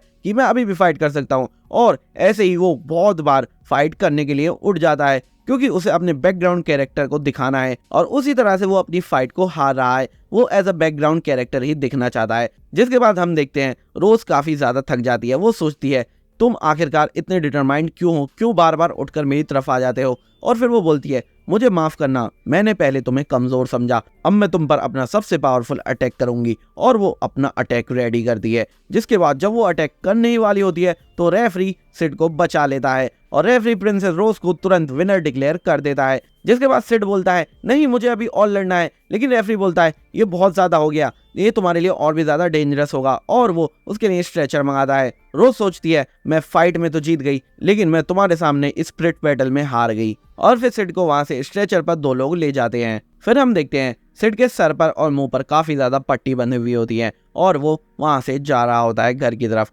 लेकिन तभी हम देखते हैं एक लड़की उसे पीछे से बुलाती है और वो शेरी बार्नेट होती है, जो कि काफी अच्छी दिख रही होती है। जिसके बाद वो सोचता है आखिरकार तुम कौन हो, और वो दोनों कहीं कॉफी पीने जाते हैं, जहां पर हम देखते हैं शेरी सिड से बोल रही होती है कि मैंने तुम्हारा मैच देखा था और तुम काफी ज्यादा इनक्रेडिबल थे, तुम बार बार जैसे उठ रहे थे, तुम्हारी हिम्मत का कोई जवाब ही नहीं है। और फिर शेरी उठती है और उसे एक गिफ्ट देती है।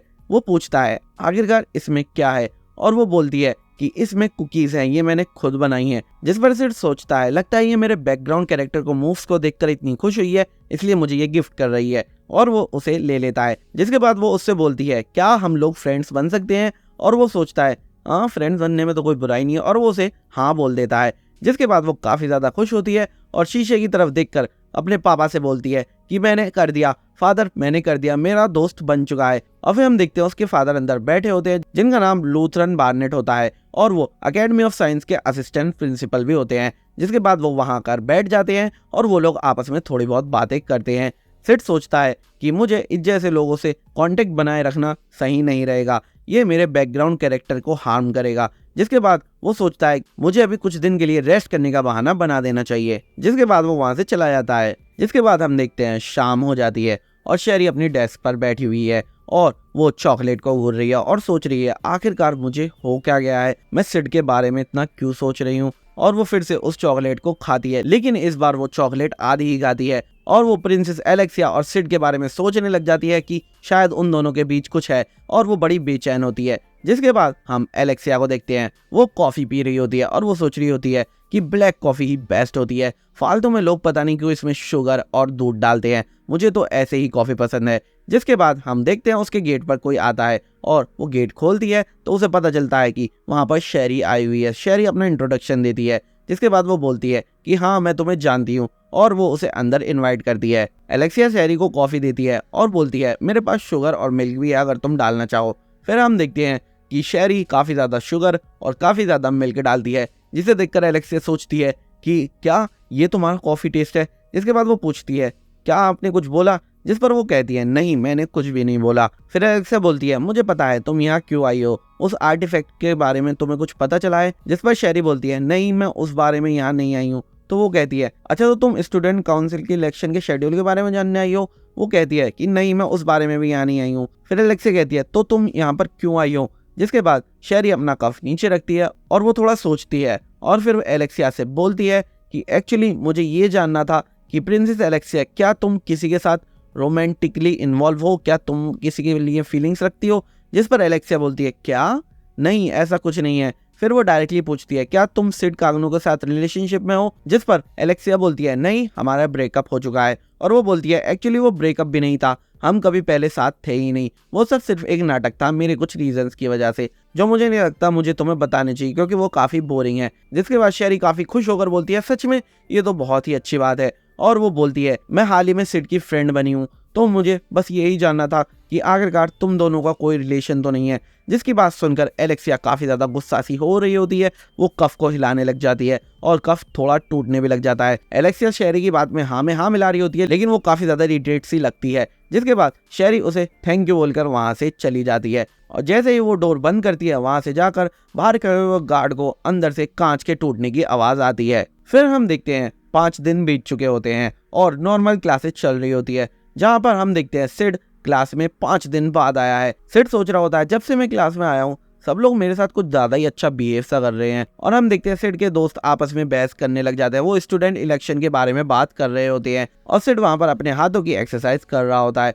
जिसके बाद हम देखते हैं क्लास में रोज ओरियाना एंटर करती है, एक और अपनी स्टूडेंट काउंसिल की मेंबर के साथ, क्योंकि रोज ओरियाना स्टूडेंट काउंसिल की प्रेसिडेंट होती है। और वो बोलती है मैं यहाँ पर इलेक्शन के बारे में बताने आई हूँ जो कि वैकेंसीज पर होने वाले हैं स्टूडेंट काउंसिल की। और वो क्लास में सिड को नोटिस करती है।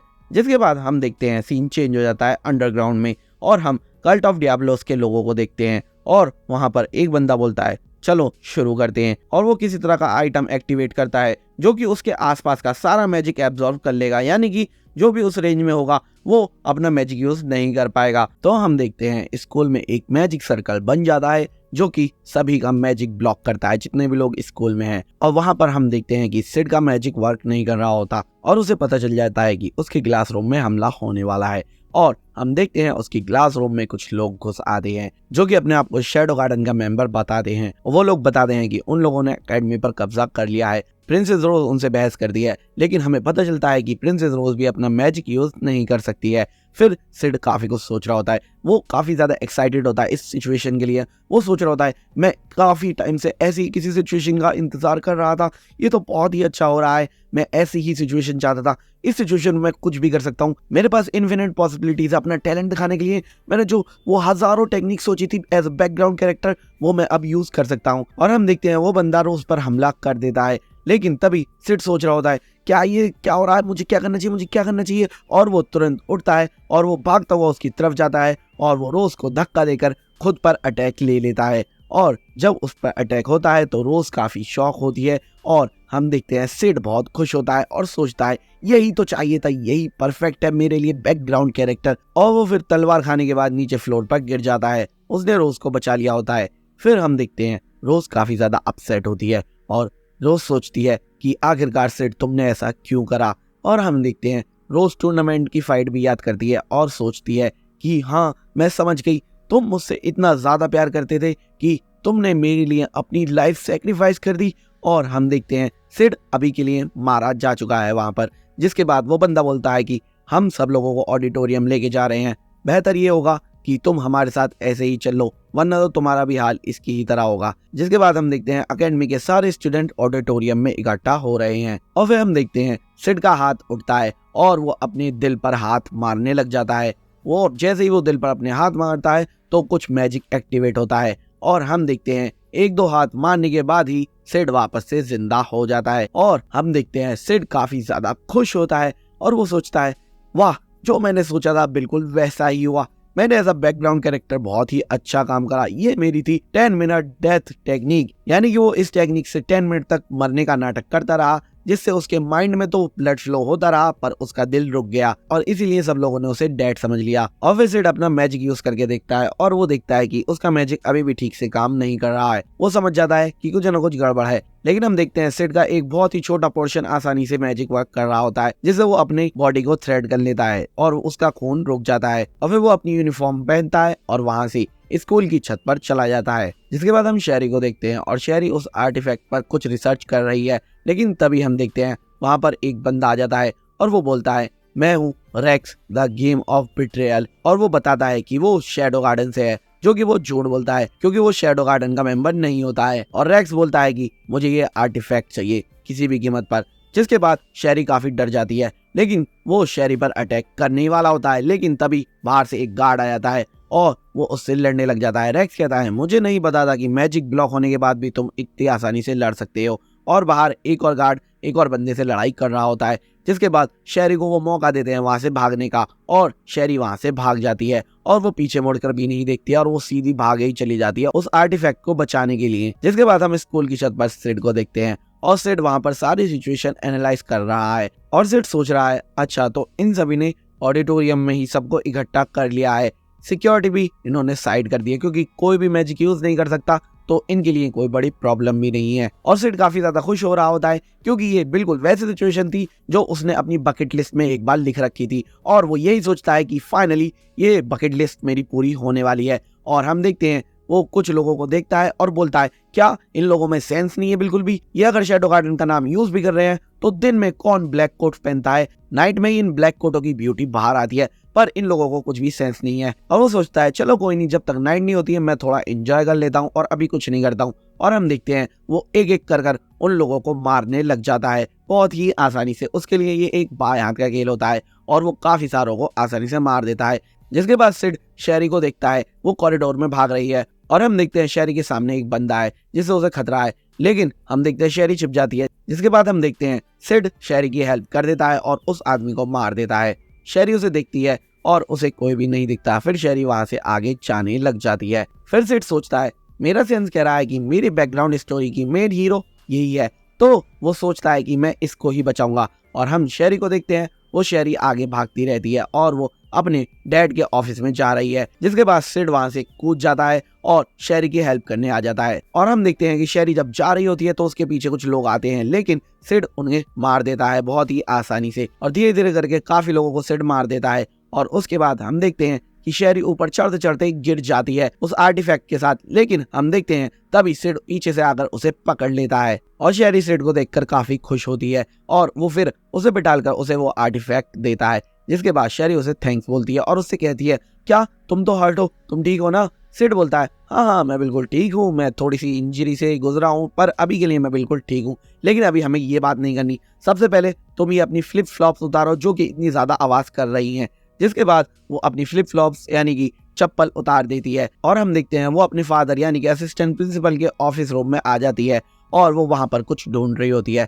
सिड वहां आसानी से बैठा हुआ होता है और सोच रहा होता है कि मैंने रास्ते में आते हुए 5 लोगों को मार दिया यहाँ तक आने के लिए, क्या ये सच में मेरी बैकग्राउंड स्टोरी की मेन कैरेक्टर है? और फिर वो यही सब सोच रहा होता है तभी शेरी बोलती है हाँ मिल गया मुझे, मैं जो ढूंढ रही थी। और हम देखते हैं शेरी को एक बुक में वो आर्टिफैक्ट मिल जाता है जिसका नाम आई ऑफ एवरेस्ट है, जो कि मैजिक को ब्लॉक कर रहा है। और हमें डिटेल्स पता चलती है कि वो मैजिकल एनर्जी को स्टोर करता है ये आर्टिफैक्ट, और इस वजह से कोई भी अपना मैजिक यूज नहीं कर पाएगा इसके सर्कल के अराउंड में। तभी सिड बोलता है लेकिन वो लोग तो मैजिक यूज कर रहे थे, और शेरी बोलती है ऐसा हो सकता है कि ये आर्टिफैक्ट कोई मैजिक फ्रीक्वेंसी याद रखता हो जिसकी वजह से वो किसी स्पेशल फ्रीक्वेंसी का मैजिक ब्लॉक ना करता हो। जिस पर सिड बोलता है हाँ ऐसा हो सकता है, लेकिन ये तो काफी ज्यादा इंटरेस्टिंग है। फिर शेरी बोलती है लेकिन ये बहुत छोटा मैजिक ऑब्स्ट्रक्ट नहीं कर सकता, या फिर ये बहुत ही ज्यादा पावरफुल मैजिक स्पेल को ऑब्स्ट्रक्ट नहीं कर सकता, लेकिन इस दुनिया में कोई भी नहीं है जो इतना पावरफुल मैजिक कर सके। लेकिन हम जानते हैं सिड इतना ज्यादा पावरफुल मैजिक कर सकता है, इसलिए वो हाँ हाँ बोलता रहता है। फिर शेरी बोलती है इसमें ये और लिखा है एक बार इस आर्टिफैक्ट ने पूरी की पूरी एनर्जी स्टोर कर ली जितना ये स्टोर कर सकती है, तो वो एक साथ उस एनर्जी को रिलीज कर देगी, यानी कि वो एनर्जी पूरा पूरा स्कूल तबाह कर सकती है। जिस पर सिड पूछता है क्या इससे लड़ने का कोई तरीका है? फिर शेरी बता दिया उस आर्टिफैक्ट को दिखाकर कि हाँ इससे हम उससे लड़ सकते हैं। ये एक ऐसा आर्टिफैक्ट है जो कि उसकी मैजिक एनर्जी को ब्लास्ट होने से रोक सकता है, यानी कि हम इस आर्टिफैक्ट की मदद से उसको रोक सकते हैं। सिड कहता है यानी कि तुम इस ब्लास्ट को रोक सकती हो। शेरी बोलती है हाँ बिल्कुल, लेकिन इसके लिए मुझे इसे थोड़ा सा रीडिजाइन करना पड़ेगा, रिकंस्ट्रक्ट करके, ताकि ये टेक्नोलॉजी के साथ सही से रिप्लेस कर सकूं मैं इसके। लेकिन मैंने तो अपने सारे के सारे टूल्स अपनी स्टडी में ही छोड़ दिए हैं, मुझे उन्हें लेने वापस जाना पड़ेगा। लेकिन सिड बोलता है तुम एक काम करो, तुम यहीं बैठी रहो, मैं जा रहा हूँ तुम्हारे लिए सारे टूल्स लेने। वो कहती है नहीं नहीं। सिड बोलता है अरे नहीं, वैसे भी मुझे बाथरूम तो जाना ही था। जिसके बाद सिड वहां से चला जाता है। फिर हम ऑडिटोरियम में काफी सारे बच्चों को देखते हैं और वहां पर रेक्स अपने सुपीरियर से बोल रहा होता है कि नाइट्स कुछ भी नहीं कर सकते ऐसे सिचुएशन में जब वो मैजिक यूज ही नहीं कर सकते।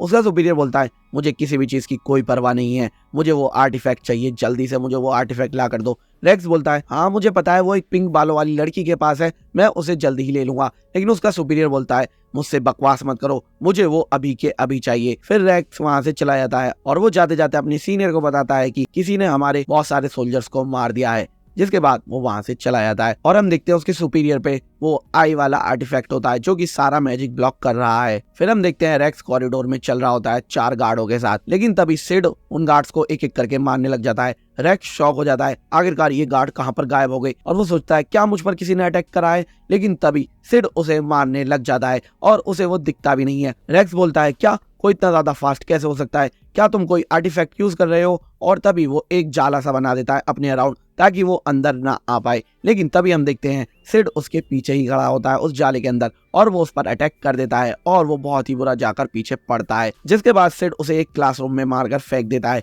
और हम देखते हैं जैसे ही वो उठता है तो क्लासरूम में उसके बहुत सारे मेंबर्स मरे हुए पड़े होते हैं और फिर वो देखता है सिड ऊपर लटका हुआ है और सिड फिर उसे भी मार देता है। जिसके बाद हम शेरी के ऑफिस में देखते हैं वो न्यू लड़की होती है जो कि शैडो गार्डन में हाल ही में रिक्रूट हुई थी और सिड के अंडर कमांड में थी, और वो वहां पर उन नाइट्स को देख रही होती है और वो सोचती है लगता है ये लोग ज्यादा ही कमजोर थे, उन लोगों के सामने बिना मैजिक के ये लोग कुछ भी नहीं कर पाए। और फिर वो दूसरे सोल्जर को देखती है जिसका नाम मार्को होता है और वो ऐसे बोलती है जैसे कि वो उसे जानती है और वो खड़े होकर अपना वेपन रेडी करती है उसे मारने के लिए। लेकिन तभी उसके पीछे से सिड आ जाता है और वो बोलता है हे न्यू तुम क्या कर रही हो यहाँ पर, और वो कुछ ढूंढने लग जाता है। वो सोचती है आखिरकार लॉर्ड शैडो यहाँ पर क्या कर रहे हैं। सिड वहां पर कुछ ढूंढ रहा होता है, वो सारी चीजें ढूंढ रहा होता है जो कि शेरी ने उससे मंगाई थी। लेकिन हम देखते हैं वो लड़की उसे कुछ बताने लग जाती है, वो रिपोर्ट देने लग जाती है कि शैडो गार्डन यहाँ पर आ चुके हैं अकेडमी में, वो जगह जगह पर फैल गए हैं, बस आपके एक ऑर्डर का वेट है और शैडो गार्डन तुरंत हमला कर देगा। और वो बताती है कि मैजिक ऑब्स्ट्रक्शन की वजह से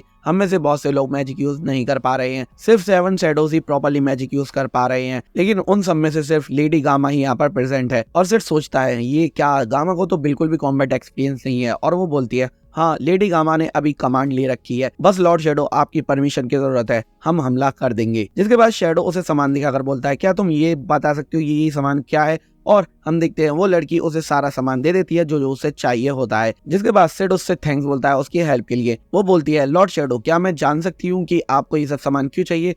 वो बताता है दरअसल मुझे फाइन ट्यून करना है एक आर्टिफैक्ट को। और वो कहती है क्या आपको आर्टिफैक्ट के बारे में भी पता है। शैडो बताता है हाँ एक आई ऑफ एवरेस्ट नाम से एक आर्टिफैक्ट है जो कि ये सारा मैजिक ब्लॉक कर रहा है, तो बस उसी को मुझे न्यूट्रलाइज करना है, इसलिए मैं ये सारा सामान ले जा रहा हूँ। वो कहती है क्या एक डिफिकल्ट टास्क की नॉलेज आपको है, ये तो काफी ज्यादा हाई नॉलेज है। जिसके बाद शैडो वहां से जाने लग जाता है और वो पूछती है लॉर्ड शैडो क्या हम अटैक के लिए प्रिपेयर कर सकते हैं, और वो जाता जाता बताता है कि सनसेट के बाद तुम अटैक कर सकते हो। और फिर हम देखते हैं रियल शैडो गार्डन ऑडिटोरियम की छत पर अटैक करने के लिए बैठी है और वो जो न्यू लड़की थी वो ऑडिटोरियम में ही स्टूडेंट्स के साथ है इशारा करने के लिए। और सिड शेरी के साथ उसके फादर के ऑफिस में है और उसे सारे टूल्स दे चुका है और शेरी कुछ बना रही है उस आर्टिफैक्ट का जिससे कि वो उस आर्टिफैक्ट को न्यूट्रलाइज कर सके। हमें पता चलता है कि शेरी वहां पर वो डिवाइस एक्टिवेट कर रही है यानी कि आर्टिफैक्ट, और वो फाइनली उसे एक्टिवेट कर लेती है जिसकी मदद से वो आई ऑफ एवरी को कंट्रोल कर सकती है जिससे कि मैजिक सारा ब्लॉक हुआ पड़ा है। और फिर हम देखते हैं वो एक रास्ता खोलती है अंडरग्राउंड जाने का और फिर शेरी अपना पास्ट याद करने लग जाती है जहां पर उसे याद आता है कि उसकी मदर को किसी ने मार डाला था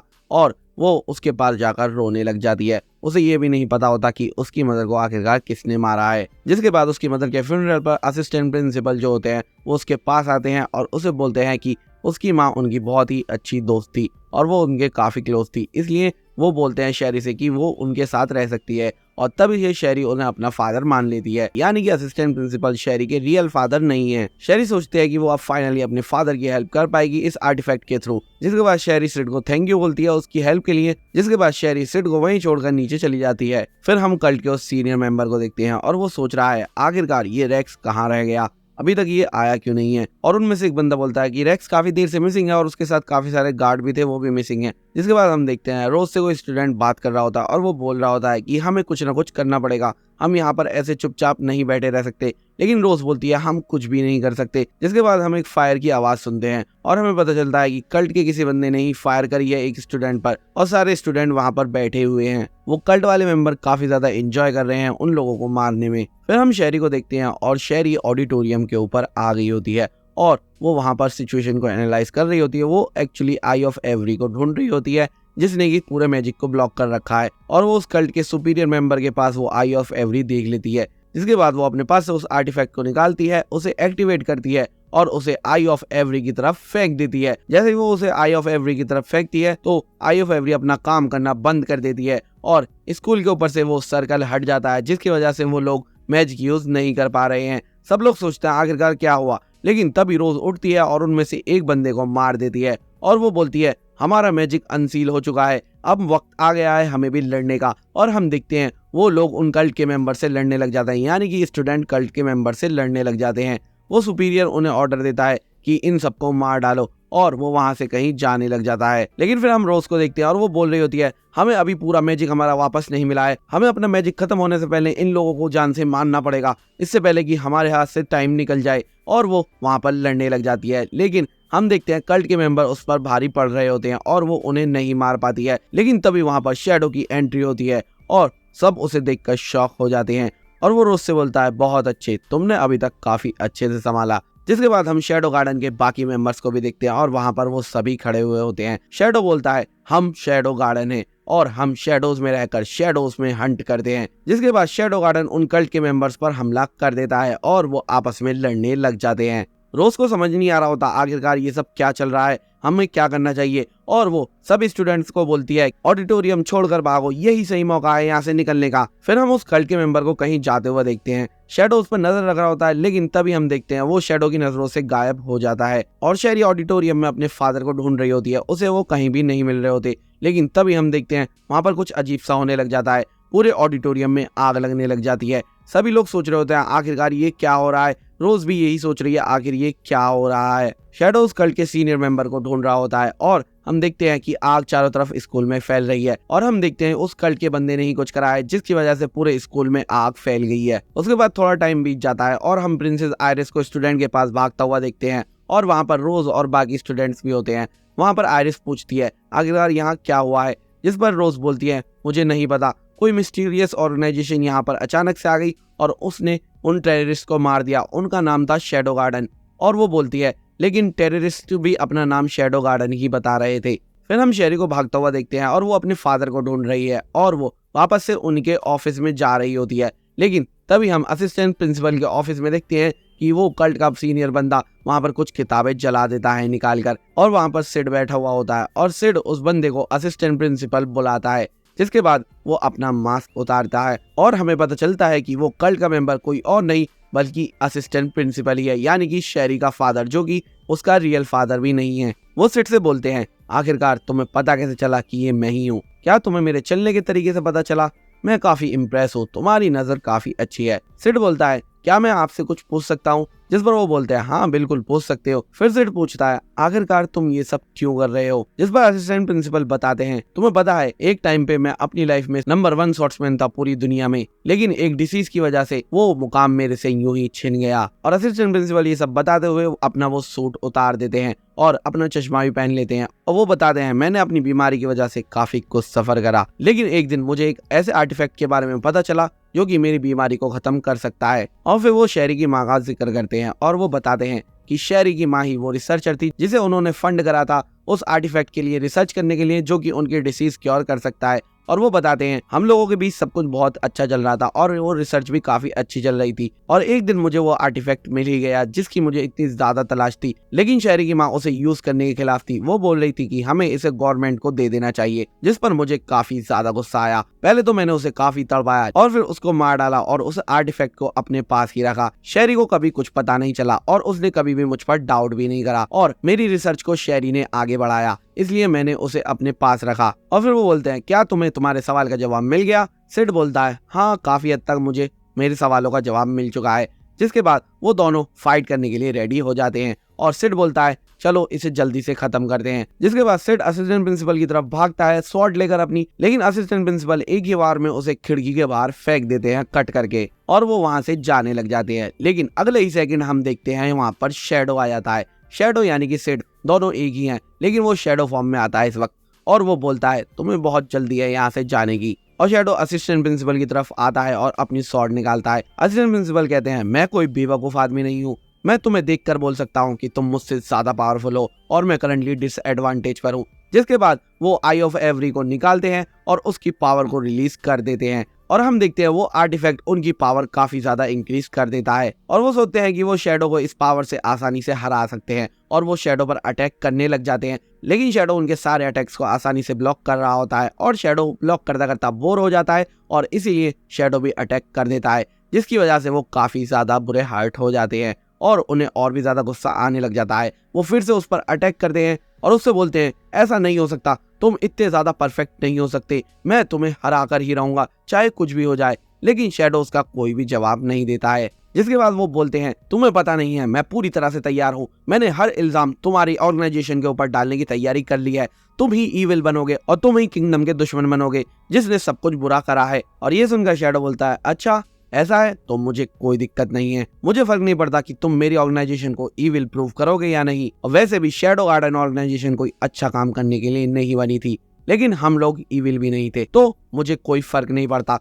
मैं वो करूंगा जो मुझे करना है। और हम शैरी को सीडीओ के ऊपर आता हुआ देखते हैं। जिसके बाद असिस्टेंट प्रिंसिपल फाइनल अटैक करता है, लेकिन वहां पर शैडो ही उल्टा असिस्टेंट प्रिंसिपल पर अटैक कर देता है और शैडो एक एक करके उनके बॉडी पार्ट्स पर तलवार से हमला करने लग जाता है और वो फाइनली असिस्टेंट प्रिंसिपल को मार डालता है और उन्हें मारने के बाद वो वहां से आराम से जाने लग जाता है। लेकिन वहां पर हम देखते हैं शैरी खड़ी हुई होती है और उसने ये सारा सीन देखा है कि शैडो ने उसके फादर को मारा है और शैरी को उससे पहले का कुछ भी नहीं पता कि उसके फेक फादर ने ही उसकी माँ को मारा था। और शैरी अपने फादर के पास जाकर बहुत ज्यादा रोने लग जाती है। शैडो रुकता है और सोचता है कि अच्छा होगा तुम सच ना ही जानो। जिसके बाद शैडो वहां से चला जाता है। फिर हम शैडो गार्डन के मेंबर्स को देखते हैं और वहां पर एल्फा होती है। एल्फा शैडो के पास सबसे सीनियर मेंबर है शैडो गार्डन की और वो बोल रही होती है तो लॉर्ड शैडो ने पूरे किंगडम को अपना दुश्मन बना लिया है, वैसे भी हमें इस बात से कोई फर्क नहीं पड़ता, हम शैडो गार्डन हैं, हम वो करेंगे जो हम करना चाहते हैं, हम शैडोज से ऑपरेट करेंगे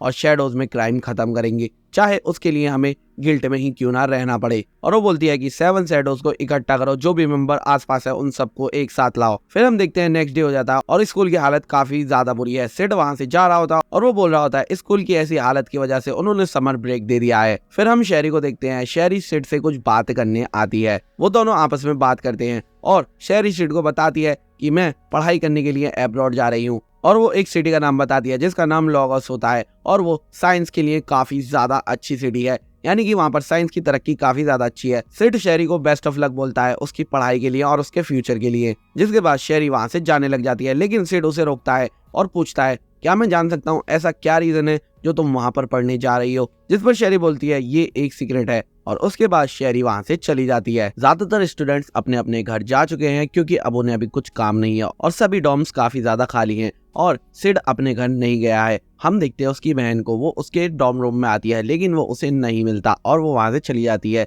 सिड ऊपर छत पर लटका हुआ होता है, वो उसे इग्नोर कर रहा होता है क्योंकि उसे उससे मिलना नहीं होता और वो अपने घर भी नहीं गया हुआ होता छुट्टी मिलने के बाद भी। जिसके बाद हम देखते हैं सिड को एक कबूतर आकर एक चिट्ठी देता है और सिड उसे खोलता है। कबूतर उसके पास ही बैठ जाता है और सिड पढ़ता है कि अच्छा तो अब वक्त आ चुका है अपने ओल्ड अकाउंट सेटल करने का, अब मुझे फाइनली जाना पड़ेगा द सीक्रेट लैंड लिंडवॉर्म। जिसके बाद वो कबूतर उसके पास से चला जाता है। फिर हम शैडो गार्डन का वो स्टोर देखते हैं और वहाँ पर कुछ ब्रीफिंग चल रही है और फिर हमें एक एक करके 7 शैडोज के कुछ मेंबर्स को दिखाया जाता है। उसके बाद हम देखते हैं शैडो कहीं अंडरग्राउंड में चल रहा है और उसे एक बंदा दिखता है जो वो बोलता है कि तुम हो शैडो, फाइनली मैंने तुम्हें देख लिया। जिसके बाद शैडो उसके सामने खड़ा होकर बोलता है मेरा नाम शैडो है, मैं वो हूँ जो शैडोज में रहकर शैडोज को हंट करता हूँ। और वहाँ पर एक लड़की बैठी हुई होती है, एक्चुअली वो लड़की 7 शैडोज का हिस्सा होती है और वो शैडो को देखकर काफी ज्यादा खुश होती है। इसके बाद हमें पता चलता है अभी ये जो सीन हुआ था ये सिर्फ एक इमेजिनरी सीन था, क्योंकि सेवन शैडोज की ये मेंबर एक राइटर भी है और ये शैडो के थ्रू अपने आप को बचाने का सीन सिर्फ इमेजिनेशन कर रही थी। फिर हम देखते हैं सुबह हो जाती है और सेवन शैडोज की दो मेंबर आपस में कुछ बातें कर रही हैं और उनके आसपास उनके वर्कर्स काम भी कर रहे हैं। जिसके बाद हम देखते हैं उन दोनों के पास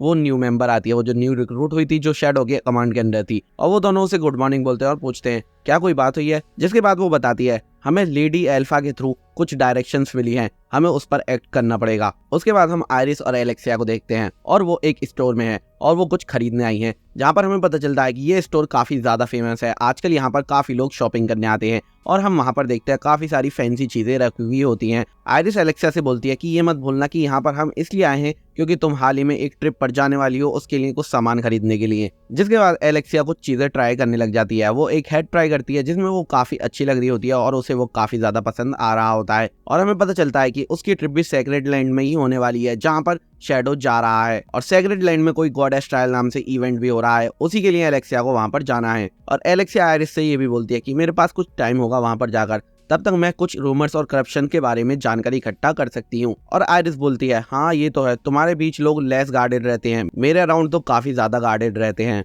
और वो बोलती है मुझे तुम्हें इन्वेस्टिगेशन के बारे में बताना ही नहीं चाहिए था। जिसके बाद हम देखते हैं वो स्टोर की ओनर जो कि सेवन शैडोज का हिस्सा है वहां आ जाती है और उन्हें बताती है कि मेरा नाम लूना है, और फिर वो उन दोनों को खाने के लिए कुछ स्नैक्स देती है और उन दोनों को वो काफी ज्यादा पसंद आते हैं। और एलेक्सिया बोलती है कि मुझे और भी चाहिए, ये घर पर भिजवा देना। जिस पर वो ओनर बोलती है क्या मैं आपकी और भी ज्यादा कुछ मदद कर सकती हूँ नए नए प्रोडक्ट्स चूज करने में। जिस पर आयरिस बोलती है तुम ट्रेवल करने वाली हो, अभी ज्यादा मत सोचो। वो ये सुनकर कि ट्रेवलिंग करने वाली है बोलती है कि मैं कुछ प्रोडक्ट्स आपके लिए सजेस्ट कर सकती हूँ। जिसके बाद एलेक्सिया थोड़ा सोचने लग जाती है कि उसे किस टाइप का प्रोडक्ट चाहिए और वो कुछ अनयूजुअल सी डिमांड रखती है। और हम देखते हैं एलेक्सिया के डिमांड के अकॉर्डिंग वो ओनर उसे अंडरगारमेंट्स दिखाती है, जिसे देखकर आयरिस पहले काफी ज्यादा ऑफेंडेड हो जाती है कि ये क्या है, ऐसा कुछ नहीं है। लेकिन एलेक्सिया बोलती है कि हाँ मुझे यही चाहिए और वो स्टोर ओनर एलेक्सिया को ट्राई करने के लिए भी बोल देती है। जिसके बाद एलेक्सिया उसमें से एक आइटम लेकर चेंजिंग रूम में चली जाती है, लेकिन उसके साथ आयरिस भी होती है क्योंकि आयरिस उसे मना कर रही होती है इस प्रोडक्ट को लेने के लिए। लेकिन हम देखते हैं चेंजिंग रूम के अंदर एलेक्सिया आयरिस को कन्विंस कर लेती है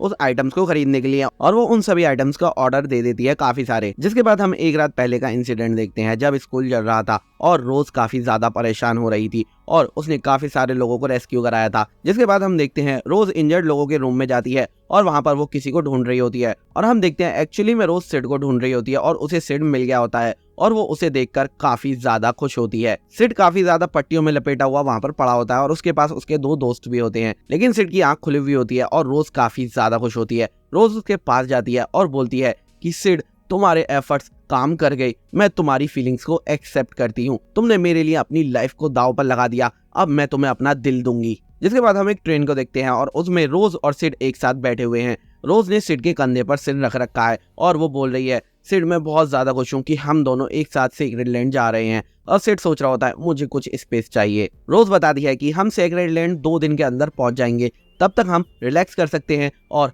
एक साथ टाइम स्पेंड कर सकते हैं। रोज पूरी तरह से सिड को प्यार करने लग गई है, इसलिए वो ये सब बोल रही है। सिड सोचता है सेक्रेड लैंड इतनी भी दूर नहीं है, मैं चाहता तो अपनी पावर यूज करके इंस्टेंटली वहां पहुंच सकता था, पर मैंने ही बेवकूफी कर दी जो बैकग्राउंड कैरेक्टर के चक्कर में यहाँ आ गया। मुझे स्टेशन पर रोज मिल गई और रोज ने मुझे पकड़ लिया और बोला कि वो मेरे साथ ही चलेगी, इसलिए मैं यहाँ पर फंस गया हूँ। जिसके बाद रोज सिड को वाइन सर्व करती है और बोलती है तुम अच्छे से पियो और अच्छे से रहो। और हम देखते हैं रोज सिड का हाथ पकड़ लेती है और उससे बातें करने लग जाती है और उससे बोलती है मुझे लगता है तुम वहां पर गॉडेस ट्रायल के लिए जा रहे हो। जिस पर वो हाँ बोलता है और सोचता है आखिरकार मुझे एल्फा ने वहां बुलाया क्यों है। रोज कहती है सिड मैं तुम्हें अच्छी तरह से जान गई हूँ, मैं जानती हूँ तुम कितने ज्यादा बहादुर हो, मैं यकीन के साथ कह सकती हूँ जो पाथ हम एक साथ चलने वाले हैं वो काफी ज्यादा बेकार होने वाला है, लेकिन मुझे यकीन है कि हम दोनों में से कोई भी हार नहीं मानेगा। लेकिन हम देखते हैं सिड कैसे न कैसे करके अपना हाथ उसके हाथों से हटा लेता है, लेकिन वो बोलती ही रहती है। जिसके बाद वो एक पैम्पलेट उठाता है और वो विंडो की साइड को चला जाता है और वो उस पैम्पलेट को देखकर कुछ सोच रहा है।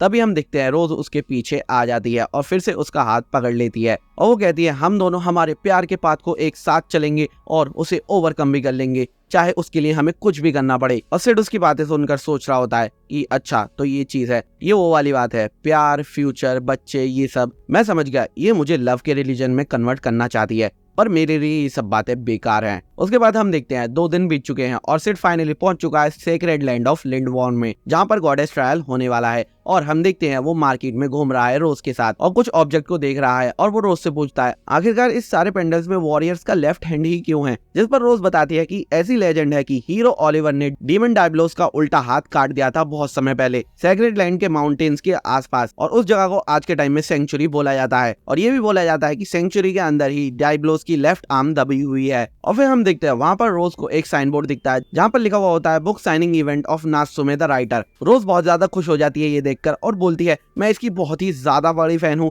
ये बहुत ही ज्यादा पॉपुलर राइटर है, इसकी हर तरह की जेनर में राइटिंग है और मुझे इसकी वर्ल्ड बिल्डिंग बहुत ही ज्यादा पसंद आती है, ये काफी अच्छी नोवेल्स लिखती है। जिसके बाद वो जाकर लाइन में लग जाती है बुक साइनिंग इवेंट के लिए। और फिर हम देखते हैं सिड राइट में जाता है अपने और उसकी बुक्स देखने लग जाता है नात्सुमे की, और वो एनालाइज करता है उन बुक्स को और सिड समझ जाता है कि इस बुक्स में जो भी वर्ल्ड बिल्डिंग है, जो भी स्टोरीज हैं, ये तो मेरी दुनिया से हैं। इसका मतलब ये है कि मेरे अलावा कोई और भी रीइंकार्नेट हुआ है मेरी दुनिया से। और वो सोचता है मुझे ये देखना पड़ेगा आखिरकार ये कौन है, और वो भी लाइन में लग जाता है साइनिंग इवेंट में साइन लेने के लिए। जिसके बाद हम देखते हैं उसका नंबर आता है और हम देखते हैं वहां पर उन 7 शैडोज में से एक शैडो मेंबर होती है और सिड उसे देखते ही सब कुछ समझ जाता है। जिसके बाद वो उसे एक बुक देता है और वो बुक में साइन करने लग जाती है। सिड उससे कुछ बातें करता है कि आखिरकार क्या चल रहा है और वो बताती है लॉर्ड शैडो आपकी दी हुई विजडम की वजह से मैं अपना नाम बना रही हूँ। और सिड सोचने लग जाता है बेटा ने मुझसे बोला था कि उसे लिटरेचर पसंद है, इसलिए मैंने अपनी पास्ट लाइफ से उसे कुछ स्टोरीज सुना दी, पर मुझे नहीं पता था कि ये उन स्टोरीज को ऐसे होलसेल करेगी और पैसे कमाएगी। और फिर बेटा सिड को वो बुक दे देती है और उससे बोलती है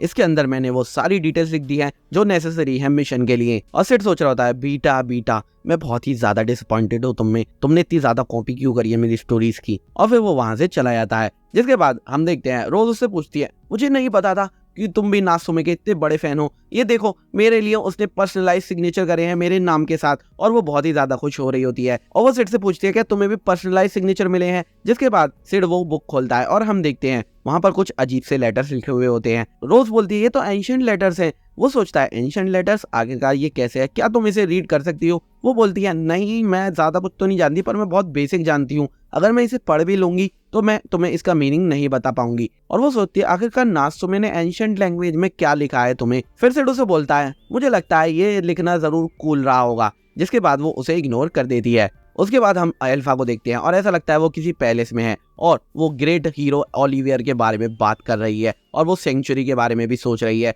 जिसके बाद हम वहां पर कुछ खून देखते हैं मूर्तियों पे लगा हुआ और वो बोल रही है आर्च बिशप ड्रेक तुम्हें आखिरकार किसने मारा है, यानी कि वो जिसे मिलने आई थी उसकी अब मौत हो चुकी है, उसे किसी ने मार दिया है, ये जरूर डीमन डायब्लोस के ग्रुप में से किसी ने ही करा है। और वो यही सोच रही है आखिरकार कोई इतने हाई स्टेटस मैन को इतनी आसानी से कैसे मार सकता है। जिसके बाद वहां पर कुछ गार्ड्स आ जाते हैं और एल्फा वहां से चली जाती है। हम उस पैलेस से थोड़ी दूर खड़ा हुआ सिड को देखते हैं और वो बोल रहा है शुरुआत हो चुकी है, बहुत जल्द तबाही होने वाली है, अब इस तबाही को कोई भी नहीं रोक सकता, चाहे कुछ भी हो जाए इस बात से कोई फर्क नहीं पड़ता। हाँ मुझे ये सब बहुत पसंद आ रहा है। और वो किसी को नोटिस करता है। जिसके बाद हम देखते हैं वो उसके पास आ जाता है और वो बंदा उस पर अटैक करता है, लेकिन सिड आइसक्रीम की चम्मच से ही उसकी शैडो को रिफ्लेक्ट कर देता है। जिसके बाद हम देखते हैं उस पर ऊपर से अटैक हो जाता है और वो मारा जाता है। और फिर हम देखते हैं सिड कह रहा होता है बहुत अच्छे, तुम्हारा मैजिक अब भी काफी अच्छा है। और वो कहता है मुझे तुमसे यही उम्मीद थी एप्सिलॉन। और हम वहाँ पर 7 शैडोज की मेंबर एप्सिलॉन को देखते हैं और फिर सिड और एप्सिलॉन मिशन के बारे में बात करने लग जाते हैं। एप्सिलॉन सिड को बताती है कि जो हमारा टारगेट था उसे कल्ट के किसी आदमी ने मार दिया है। सिड सोचता है क्या ऐसा हुआ है, और वो बोलती है अब हम प्लान भी यूज करने वाले हैं लॉर्ड शैडो। और शैडो बोलता है ठीक है, लेकिन तुम्हें पता है ना इस सब के कॉन्सिक्वेंस क्या होने वाले हैं। और वो कहती है हाँ हम उसके लिए रेडी हैं। जिसके बाद वो वहां से चला जाता है।